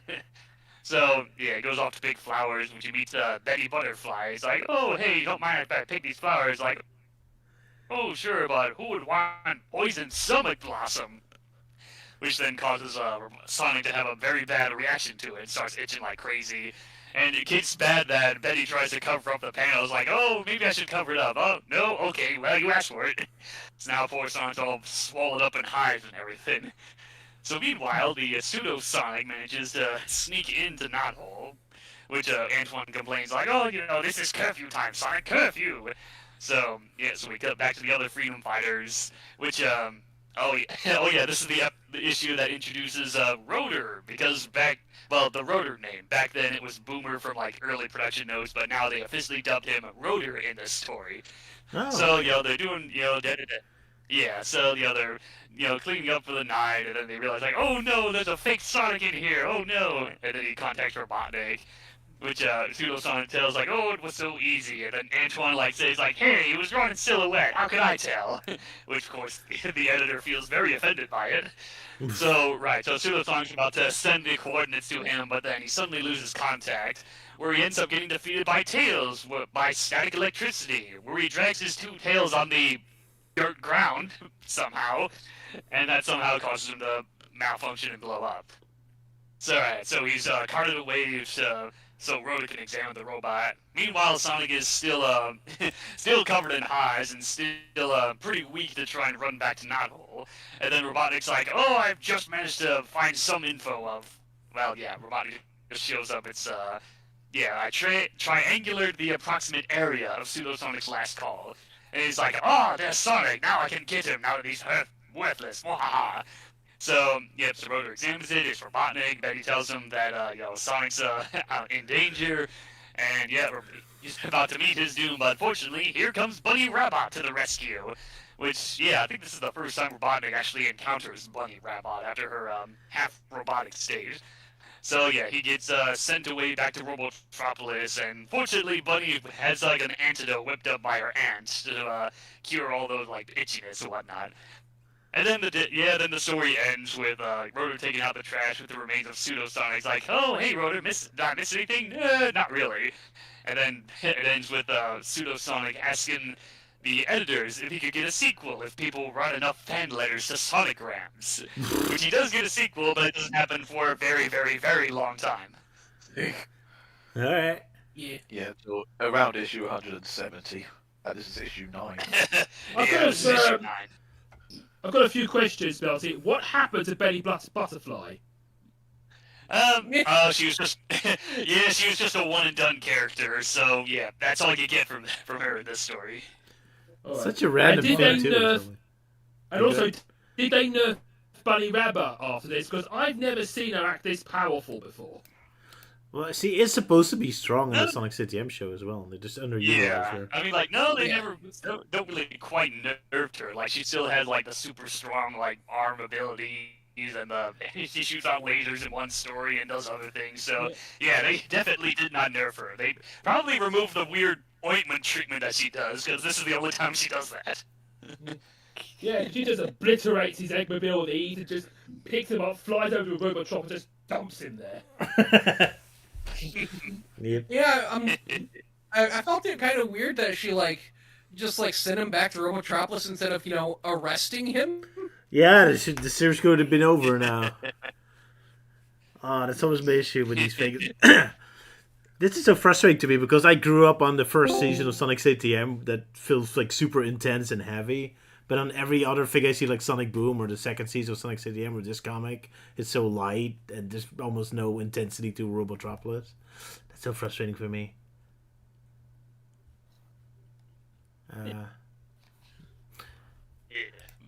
Oh well. This was. Surprisingly, the comics tried to do their own version of the Pseudo Sonic episode. I guess so. But he was defeated quickly. That was barely anything. Yeah. I like how Betty Butterfly presents Swollen Sonic as if it's a new super form for him. Swollen Sonic! You almost feel the Mega Man music. Da-da-da-da-da. Wah! New character.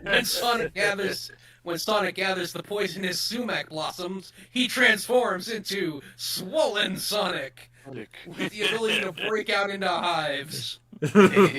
Yeah. I wouldn't make an inflation reference, but no, I'm not going to go there, no. Yep. Nah, we already did that with the Pseudo Sonic episode with low hanging fruit.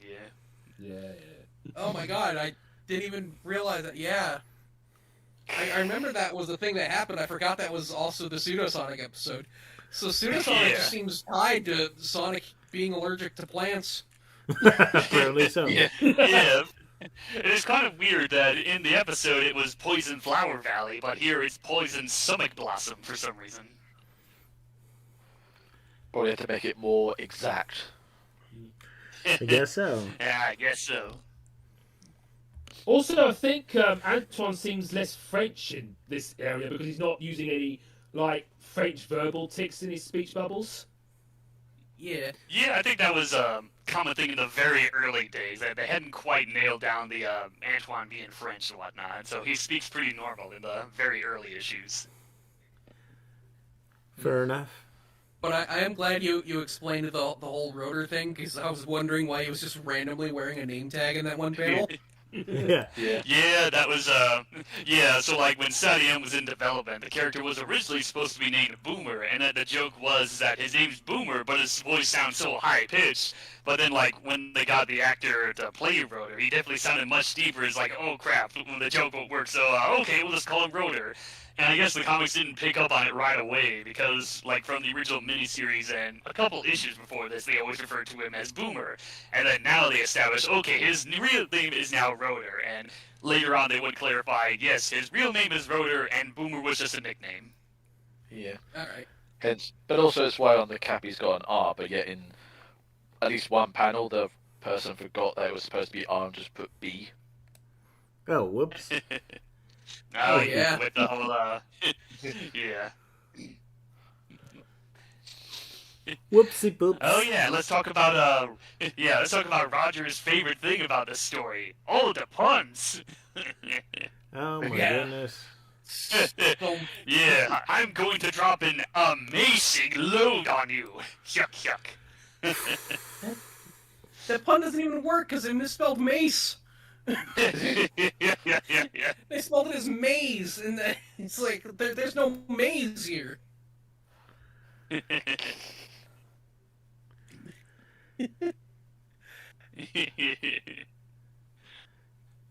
Also, I thought of a stupid pun earlier. Not Sally, Bunny. Bunny like has the ointment from her aunt, and I'm like, her aunt? Didn't she marry that guy? That wouldn't happen until many issues later. Yuck, yuck. And I gotta say about the puns, there was one I actually do kind of find amusing. That's with Robotnik Incorporated, now firing. That did get a chuckle out of me. So, compliment for the writer. Now firing. I didn't even notice that.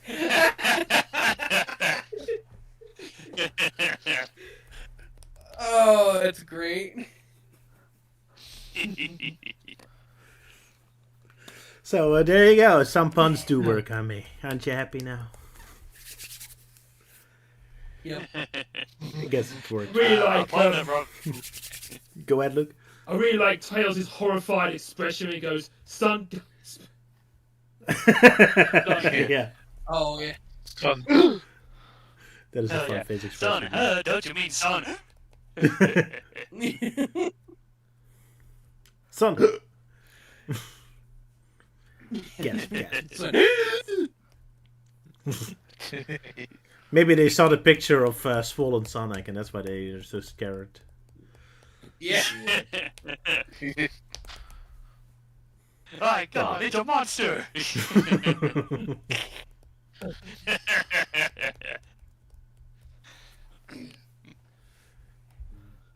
And also like Yeah, the sign so- where on the house tree door it says like all freedom fighters must wash their limbs before entering. Where was that? Oh yeah. Let's see, yeah, wash their limbs before entering or leaping tree stump the knothole. Oh, I missed that. Get it? Leafing. Yeah. Because it's Wow. a tree stump. Yeah. Oh yeah. Then there's the bit with Pseudosonic running Robotnik out of the Robotropolis, and there's a sign in the background that says, "Please litter." How nice. Yeah. Oh yeah. And then the whole like, oh, he can even stop on a dime, and then they point out, yep, there's a dime right there. But he didn't stop on it, but before it. So they ruined the joke again. How dare they? I take that very seriously. think one pun I did like is when Pseudo Sonic was in the base, and Antoine said, "Oh, come on, he was drawn in silhouette." And you look at the previous issue, and he was drawn in silhouette. Yeah, he was indeed. Yeah. Yeah. So Antoine has a point. Now Antoine blames our artist. What next? The editor is gonna blame the editor next. That's what you deserve it.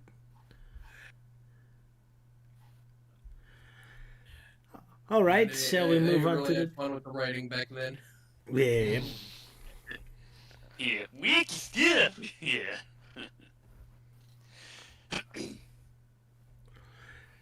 Okay. Next comic, or are we? Is there more to tell about this one? The exciting Pseudo Sonic episode. Yeah, I don't have much to say. Yeah. I think we covered everything. Alrighty. Yes, now we're jumping ahead to issue 170, where, long story short, lots of stuff happens, new Robotnik comes, he's more interested in new robots, and yeah, that's it. That's all the recap you'll need for this story. Fair enough. A couple of different art style, yeah. Indeed, a couple of decades in the future, Yep. a couple of years. Shocking. Well, it's actually done by Dave Manick, who did, like, the older issues, so yeah, this story brings back a lot of the older staff from the very early days of the comics. Oh, wow. All right. That's pretty cool. Yeah. Anyway, so Makes it more Luke, authentic. it gives it more authentic, yeah. So, look, you were doing the synopsis of this one? Island of Misfit Badniks? Yes. Alrighty. Okay. Island of Misfit Badniks. One day, Sonic decides on his day off to check out the great forest where the freedom fighters started out. Then he steps on a plank of wood and falls down a hole. Sonic falls into what looks like an old spider hole, which were used by Robotnik's Badniks to spy on the freedom fighters in the old days. Looking at some old plans, Sonic learns about an offshore island where, after being defeated by Sonic, any old or ruined Badniks would be pre-programmed to go there to be repaired or retired. Sonic wonders if the island still exists, so he picks up a plank of wood and paddles there using the coordinates from the map. Sonic finds a tropical island, and upon landing on the beach, he finds out it's all metal. The whole island is artificial. A spiked ball hits Sonic on the head and gets knocked out. Upon waking up, Sonic finds a load of Badniks approaching him. They were the original Badniks of Robotnik from issue 0 in February of 1993. They had Sonic shackled to a board Bond villain style. Sonic suddenly uses his supersonic vibrations to free himself of his shackles and break out. He then goes and bashes all the old Badniks. But another robotic hedgehog gives him a right hook. It's actually Pseudo Sonic. Pseudo Sonic explains they never actually met. Robotnik built him to find the hidden base in Knothole, but Sonic was out being infected with poison sumac. He instead was defeated by Tails, using his tails as a field of static electricity, disabling him. So Sonic and Pseudo Sonic have a bit of a punch-up. Sonic gets the first hit in with a punch to the face. The Pseudo Sonic hits him with his arm springs. After knocking each other's blocks off repeatedly, Batbrain intervenes, saying they are evenly matched, and the only way to settle this is with the Big Horn Challenge. They basically have to run at each other and butt each other's head in, and whoever doesn't get brain damage from it wins.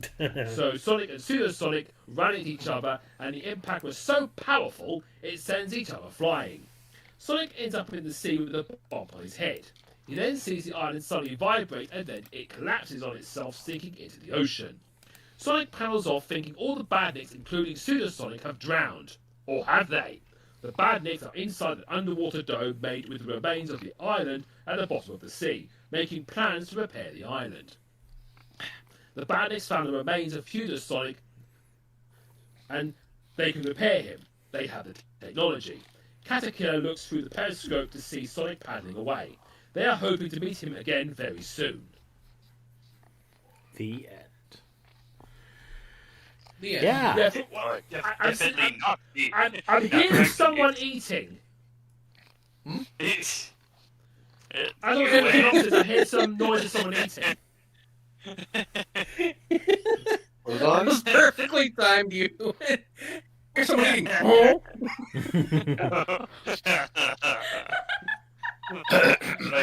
Pardon? Yeah, as I was correcting, yeah, definitely not the end. Yeah.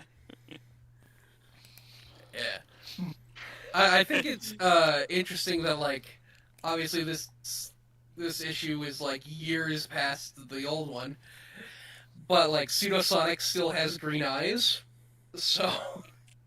Well, this is the first time he has green eyes. Yeah. Yes, what I mean is that, like, he has been updated to still look like Sonic.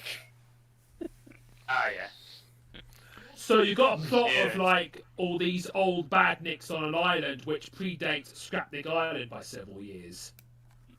Yeah, this was years before that was a thing, and yeah, that's kind of the interesting thing that Sarah pointed out, like, yeah, Pseudo Sonic was updated with the green eyes and whatnot, and yet all the badniks still maintain their comic-exclusive designs. Like, it got the weird pink and yellow Motorbug, and the Burrabod weird colors, and oh yeah, and then of course Splats, yeah, the scrapped character, which was years before he would properly appear in Sonic Mania.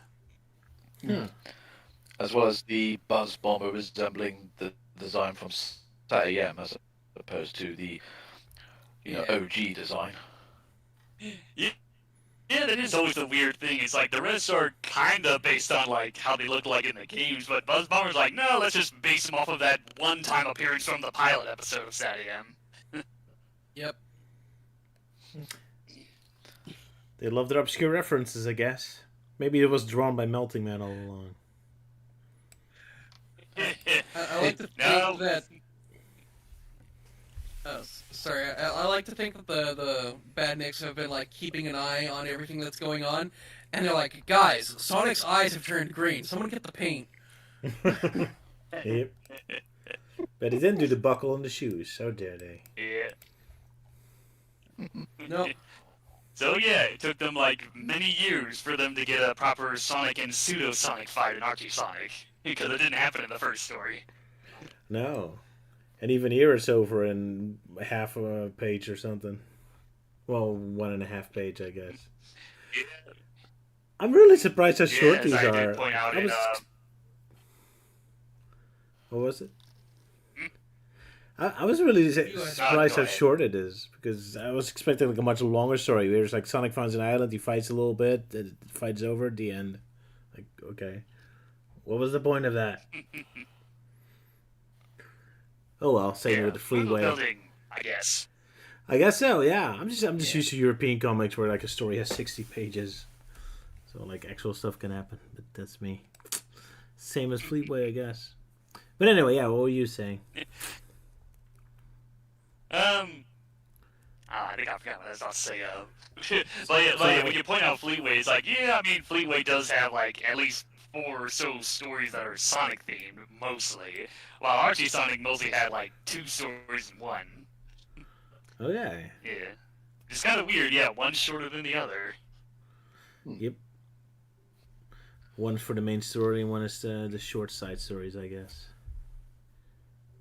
I also do like that they try to retain sort of the style of the old stories.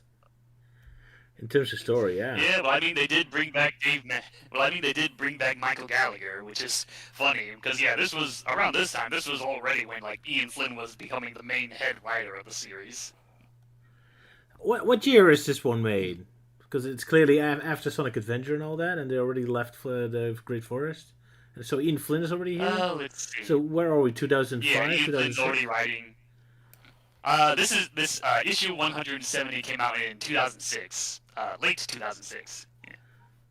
Yeah. Sonic Next Gen has been released. Alright, that's interesting. They have a timeline for it.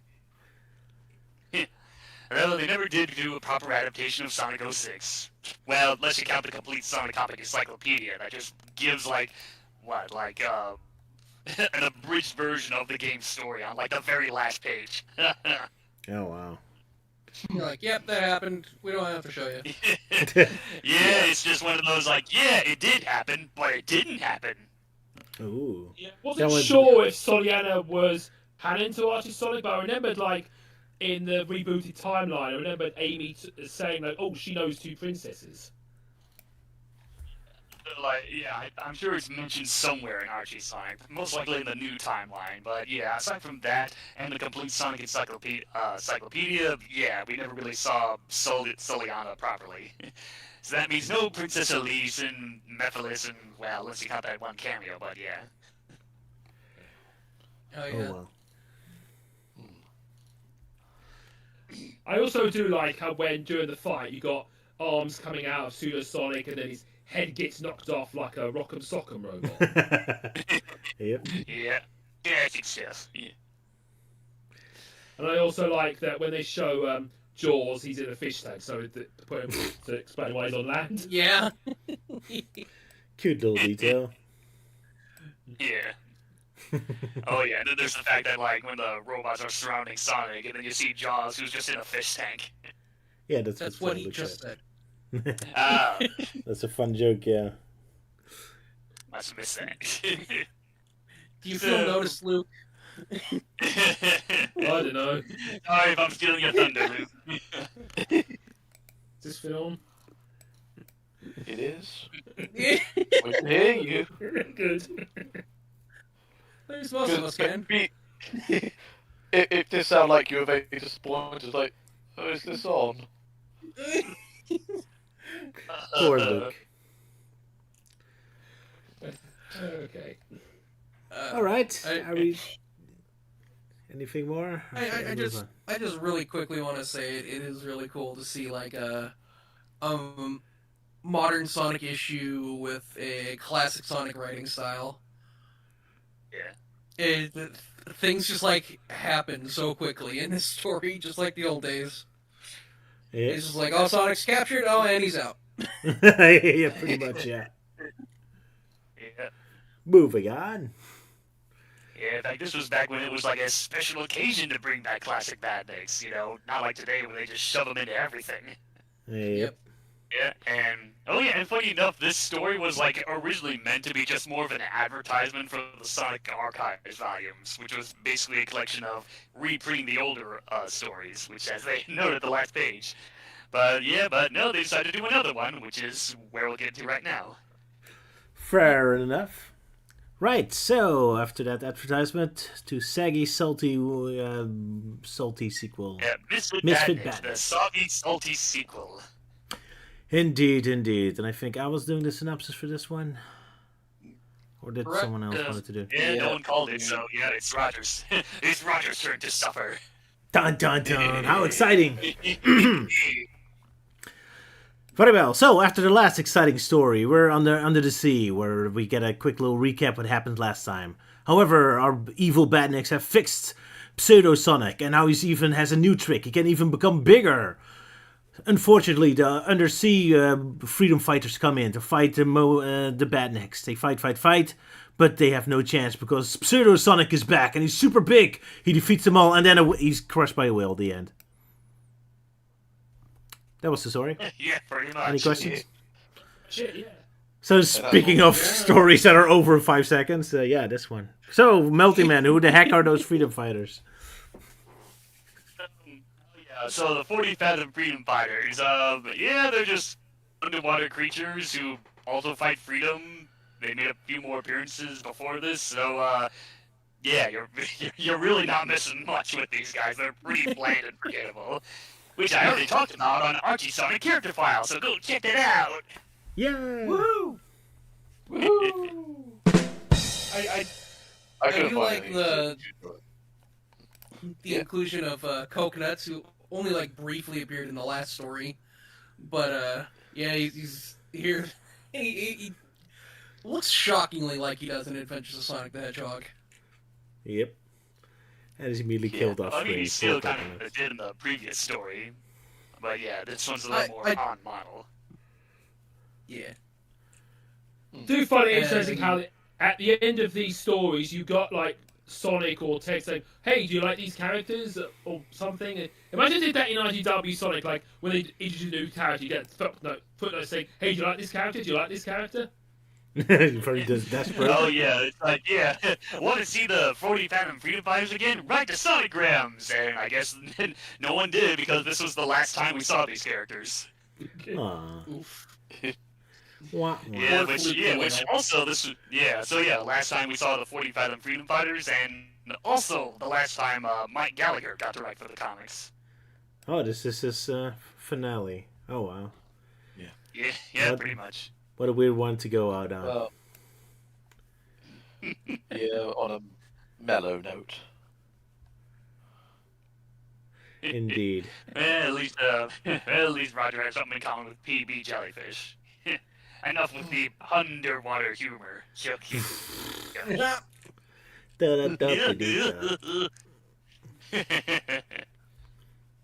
it seems like there's a lot more puns in this story than the previous one. Because, I mean, it starts out with, "Oh, sorry, I was in the rust room." Well, I mean, if it's Mike Gallagher's final story, he had to get a lot of puns out, I guess. We even had a CIA joke. What joke? Oh, yeah, the Plankton Intelligence Agency. Yeah. Oh, right, yeah. Yeah, and if you're wondering, no, it's not. We don't really see it in action. It's just one of those, like, references that they do. I guess so. Yeah. Yeah, it's kind of a bit of a shame in seeing Pseudosonic being easily defeated by some of the more forgettable freedom fighter groups.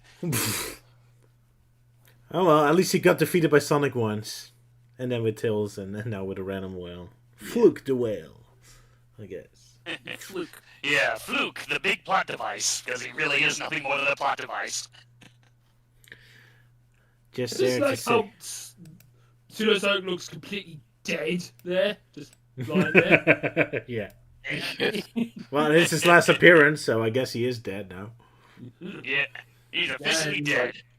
He gets decapitated right after that. So. Yeah. I suppose it's a more fitting end than how Scratch and Grounder were killed off in Adventures of Sonic by, death by falling snowboards. Death by snowboard. Yeah. How depressing, yeah.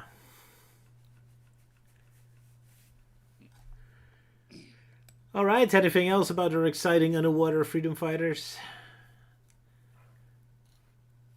I guess not. Yeah, where's the shrimp guy? They're there, I guess. Yeah, I mean, as I said in my Archie Sonic Character Files video, it's like, well, the new timeline did feature more interesting underwater characters, back when that stuff was allowed before Sega went all specious and like, no, we're not allowed to feature that.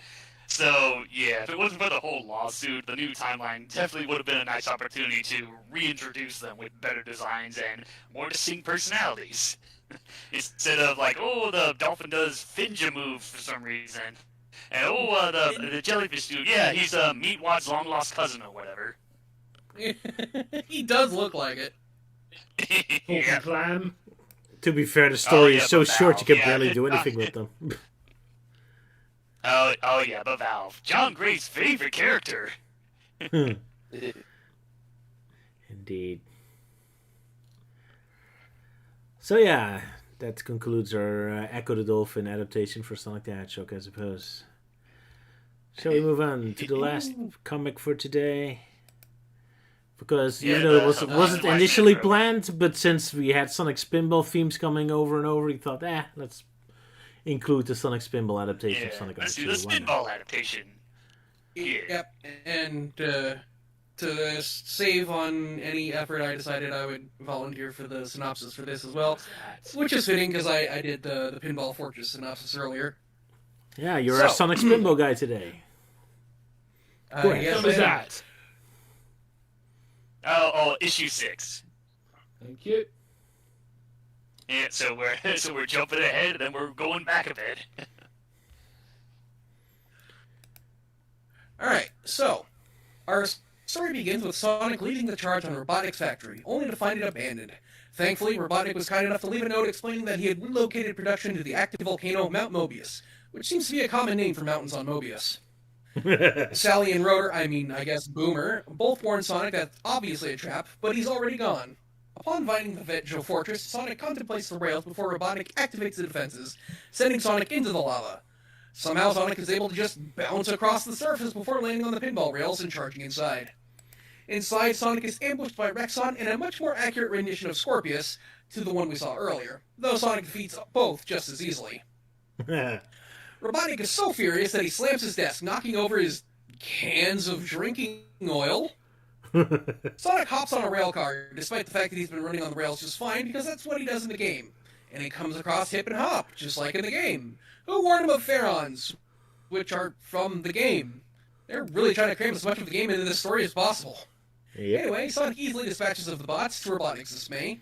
Sonic then hears the sound of various animals in distress before getting bumped through a tunnel into level 3, where he finds the trapped animals destined for roboticization. Luckily for them, the writers decided to divert from the game a little bit, otherwise they'd already be in a roboticizer. Right when Sonic's about to free them, he's attacked by Audrey 3. Turns out there's just a bunch of carnivorous plants hanging around. I don't remember those from the game. Regardless, Sonic abandons the trapped animals to instead chase after Robotnik, but falls right into a trap. Robotnik gloats about Sonic failing before launching him out of the fortress. Luckily, Tails catches him before he falls into the lava, but Sonic suspects he will be returning to the Vegeta Fortress, and I guess all those animals just died. The end. Like, yeah, Pretty you much, saved them in the because game. there's no follow-up story to this. This This is was really one an of the few stories advertisement where for the game. Eggman won. Yeah, basically. Yeah. Yeah, pretty much. Apparently, not many people liked Spinball enough to want to see a sequel to it.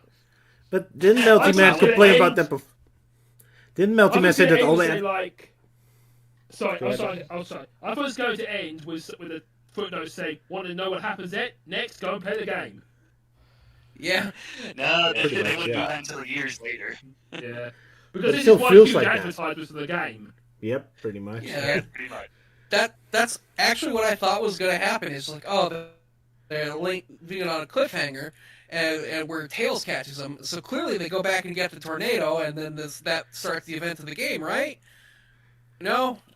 Okay. Yeah, just a weird adaptation that tries to do its own thing, and then teases like, "Oh, we'll be back one day," but it turns out, nope. Just getting denied.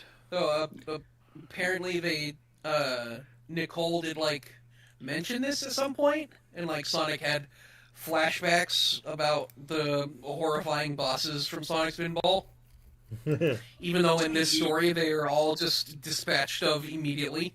Oh yeah, the whole Nicole bit, yeah, that's from the new timeline. That's a completely different series okay. of events or whatnot. Yeah, where Okay, basically that's- they have a virtual training room where they go up against bosses from Sonic Spinball, and so yeah, that's it.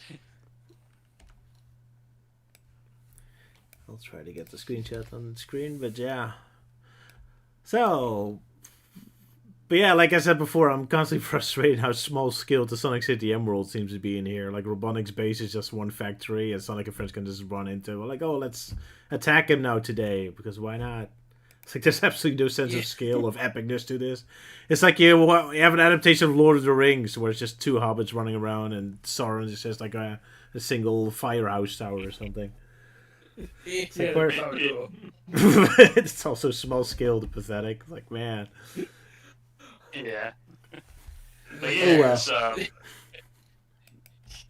yeah, and apparently this comic was also the origins of the hip and hop names, where I'm pretty sure those critters jumping on those bellows in the game, I don't think they were even given any proper names. Yeah. It's just the comics that gave them hip and hop, which they would make a few more appearances after that, but it's just more for courtroom dramas, which, yeah, they're judges for the sake of the kangaroo court pun.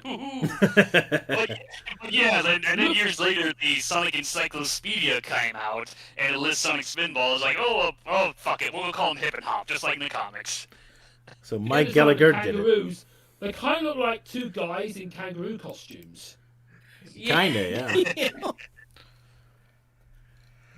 They kind of do, yeah. They just got exposed human mouths. And the sleeves don't fit. So... Oh yeah, the arms definitely look different from their fur, yeah. Speaking of arms, when Sonic first sees the trapped animals in the machine, his arms are blue. Oh no, not again. That always happens. I didn't see. Oh, that's because. Oh, I see. Yeah, you using the original prints. I was using the graphic novel reprints that fixed up the errors. Okay. Also, I think the giraffe is trying to say something, but it's got asterisks out. That's the sound a giraffe makes, apparently. Yeah, that's a giraffe. That's a dog. when they're all making noises earlier, there's just one speech bubble with an asterisk in it, and the editor's note says that's a giraffe. That's true, yeah. So that's just the sound a giraffe makes. Yeah. Yeah, then of course the weird Venus flytrap heads, which, I don't know, I guess that there was some kind of miscommunication going on, because, like, in the game, they're probably referring to, like, the giant, like, dinosaur heads that would pop up in levels, so then they just missed the details, like, okay, giant heads, okay, let's make them Venus flytraps. Yeah. That's the only thing I could think of as well, but it felt weird. Yeah. I also just love when you see Rexon, it says, I'm Rexon, or as my enemies call me, and it just has a note that says, Rexon doesn't have any friends. Poor Rexon.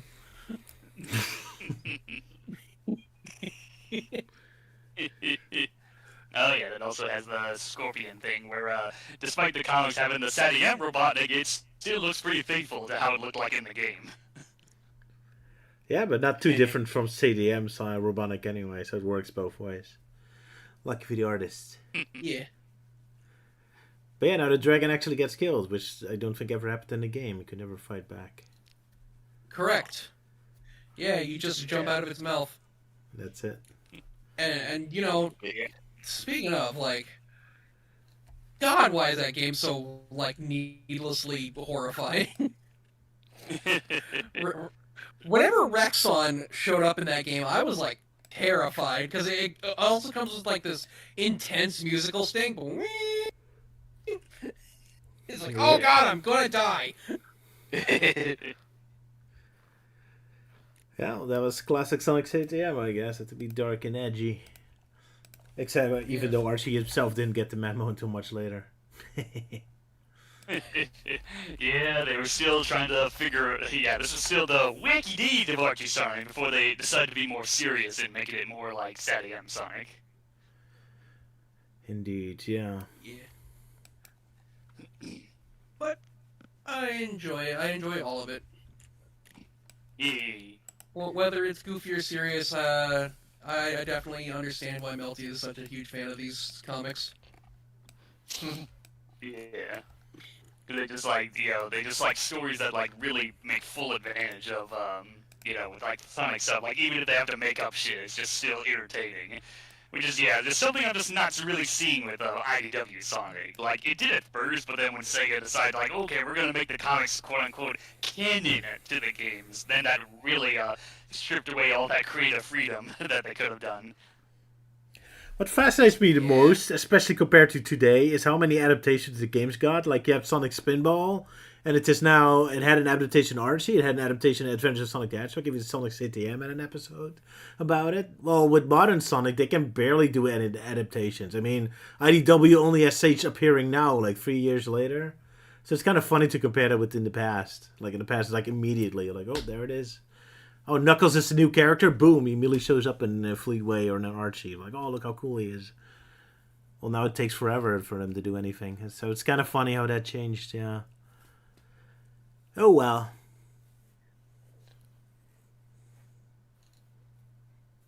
Yep. And nobody has a response. One of the things of why Archie Sonic's better than IDW Sonic. Yep. I guess At so. least Sega isn't here because he'd be going all over my ass without she's an IDW fan. I'm also an IDW fan, but I can definitely understand that is definitely a point towards Archie Sonic. Yeah. Like, I like both comic series, but they definitely have their own pros and cons. The art is definitely better than IDW, even though this one also has its charms. Although I'm not a big fan of the color palette here, but that's me. A little too much white and light blue. I found it interesting in the comic that we don't see the freedom fighters again since the beginning. I thought, oh, maybe it's canon to the game because they also got captured. Because you do see them in the game, but you don't see them there. They just show up for 2 pages and that's it. Yep. Yeah, it would be interesting if this is indeed the lead up to the game and they were kidnapped while Sonic was having his first assault on the volcano. That could be interesting. And also Scratch just randomly shows up in the game too. Yep. Oh yeah, the mini game. Yeah. Yeah. Would you say that Pinball minigames. Spinball is technically a Sonic SATM game or Sonic Archie game? Yeah, I could kind of say that. Sure. Yeah. Maybe. Yeah. Closest we ever got one. Well, other than that canceled game, of course. But Yeah, it's the only game where like Sally, Bunny, and Rotor actually show up, and I guess Mutsky, I think. Yeah. I don't remember Mutsky, but Well, he was Definitely like one Sally, of the Bunny, and Rotor. animals that you save in the minigames, just this random dog. So I just assumed that was Mutsky. indeed. that makes sense. I was wondering about the dog. Deep cuts in a random Sonic Spinball game. Yeah. Weird time from the series when it wasn't all locked down yet, I suppose. In one way it's nice, it's better organized, and the other way it's kind of less adventurous now. Oh well. Yeah. I'm just seeing Rhino's comment. Oh, say what you want about Archie Sonic. At least IDW never missed a big setup as using Robot Storm to set up the Sonic 3 adaptation. What? Like, I don't remember Sonic 3 being adapted in IDW Sonic. I mean, if they did, it probably would, but I probably forgot because of how... That's another thing. That's another complaint I have with IDW Sonic. Like, every freaking issue goes through, like, too many delays. Like, sure, I get delayed, like, sure, 1 or 2 times to fix up the stories, but IDW has been doing it way too fucking often. All because they can't come to an agreement or something. Or at least I assume that's the reason why with all the delays. The quality control, perhaps. Yeah. Robot Storm. I don't know what he means by Robot Storm. Neither do I. don't know either. Robot Storm was like a mini boss in Sonic Heroes, but like it was literally just waves of robots. Yeah. I don't know what Just else. Newman's round. Yeah. I don't know what Rhino's referring to there. Yeah. I don't know either. I mean, then again, I definitely remember having a bit of beef with him from when I was feeling down about, Archie Sonic, I feel like I'm the only one, yada yada. Oh well, I mean, it had tons of fans, so you can't be too depressed about it. I mean, it's one of the most successful comic book adaptations ever. Went on for decades, so that's not nothing. Yeah, well, the problem is, you can't really...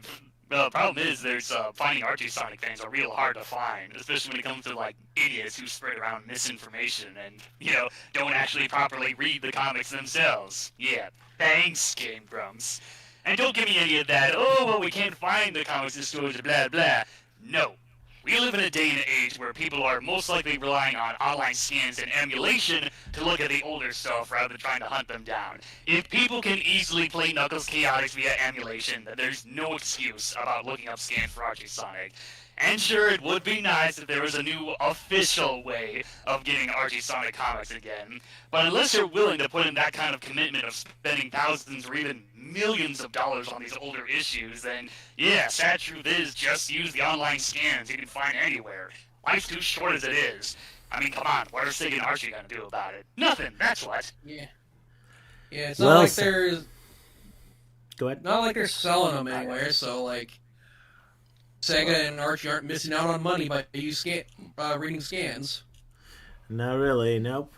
And then you have all this excitement to see, like this horrific comic book tie-in joke they make on the cover. Yeah, it's a tie-in. So, I'm feeling tired and my brain is shutting down, so I think it's time to wrap up. What's up? I think that's enough torturing Roger for our little break into Archie Sonic before we go back to Fleetway Sonic again. Indeed. Yeah, it was quite a Mike Gallagher trip today, I suppose. Yeah. Anyway, we haven't really discussed Euan's wonderful thumbnail yet. Thank you very much, Euan, for your incredible art. Oh, yeah. Very nice. Tried to fit in as much as I could.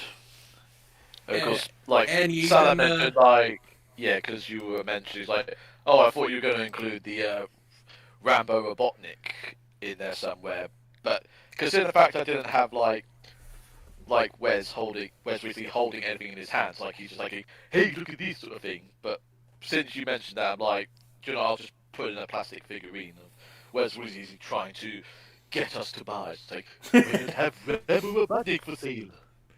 Wonderful. And hey, we got Euan to draw the ATM characters, of the Archie characters, so Euan, if Melty's happy again. Yeah, they actually look really good. Especially not the front. the detail of Pink Sally during when she was going through that phase. Yep. Yeah. And even the butterfly made a cameo. Yeah. Might as well give Betty Butterfly like a small appearance because it's her only ever appearance. How tragic, yeah. Love for the obscure. Yeah. And of course, Pseudo Sonic is anticlimactically killed off, just like an actual comic. Yes. Because Robotnik's not paying attention to what's going on. Yeah. Poor Pseudo Sonic just can't hold a candle to Metal Sonic, I guess. Nope. Yep. Yeah. Speaking of Metal Sonic, this will be real quick. The newest update of Sonic Speed Simulator came out today, and they've added in Mecha Sonic from Sonic cool. 3 and Knuckles. Oh yeah, All the right. Sonic 3 one, yeah. So yeah, I'm sure Game Apologist is already making a video about that, knowing his obsession for Mega Sonic. Possibly. Someone call him. Yeah. The only the form of Metal Sonic that's only popular because of Super Mario Brothers Z. Hey, gotta get your fame where you can get it, I guess. Yep. Yeah. Yeah. For an action figure of that figure. One day. But hey, at least we're getting a Tickle action figure, so that's something. Yeah. Coming out roughly in Oh March. yeah, the Call figure. And on that note, I think it's about time we say our goodbyes, because my brain is shutting down. Yep. As is mine. It's too much punny humor for Roger to handle. True. Oh, well, Yeah, somewhat you- Thank amusing. you all for joining us. And remember, stay in school, and remember 1 and 2. Well, what if you're as old as me and I'm already out of school? Do you have to go back to school? You dirty old man! Yeah, so Also don't forget to see Iron Lung in theaters. yeah, and go check out my Archie Sonic Character Files series. But until then, see you all next time. Same Sonic time, same Sonic channel. See, I got to make bad puns too. That bombshell, cheerio. Yeah, goodbye. See ya. See you guys later. Don't know why I'm saying Cheerio. That's Luke's line. It should be Toodle Pip. Yeah, Oh well. poodle tits.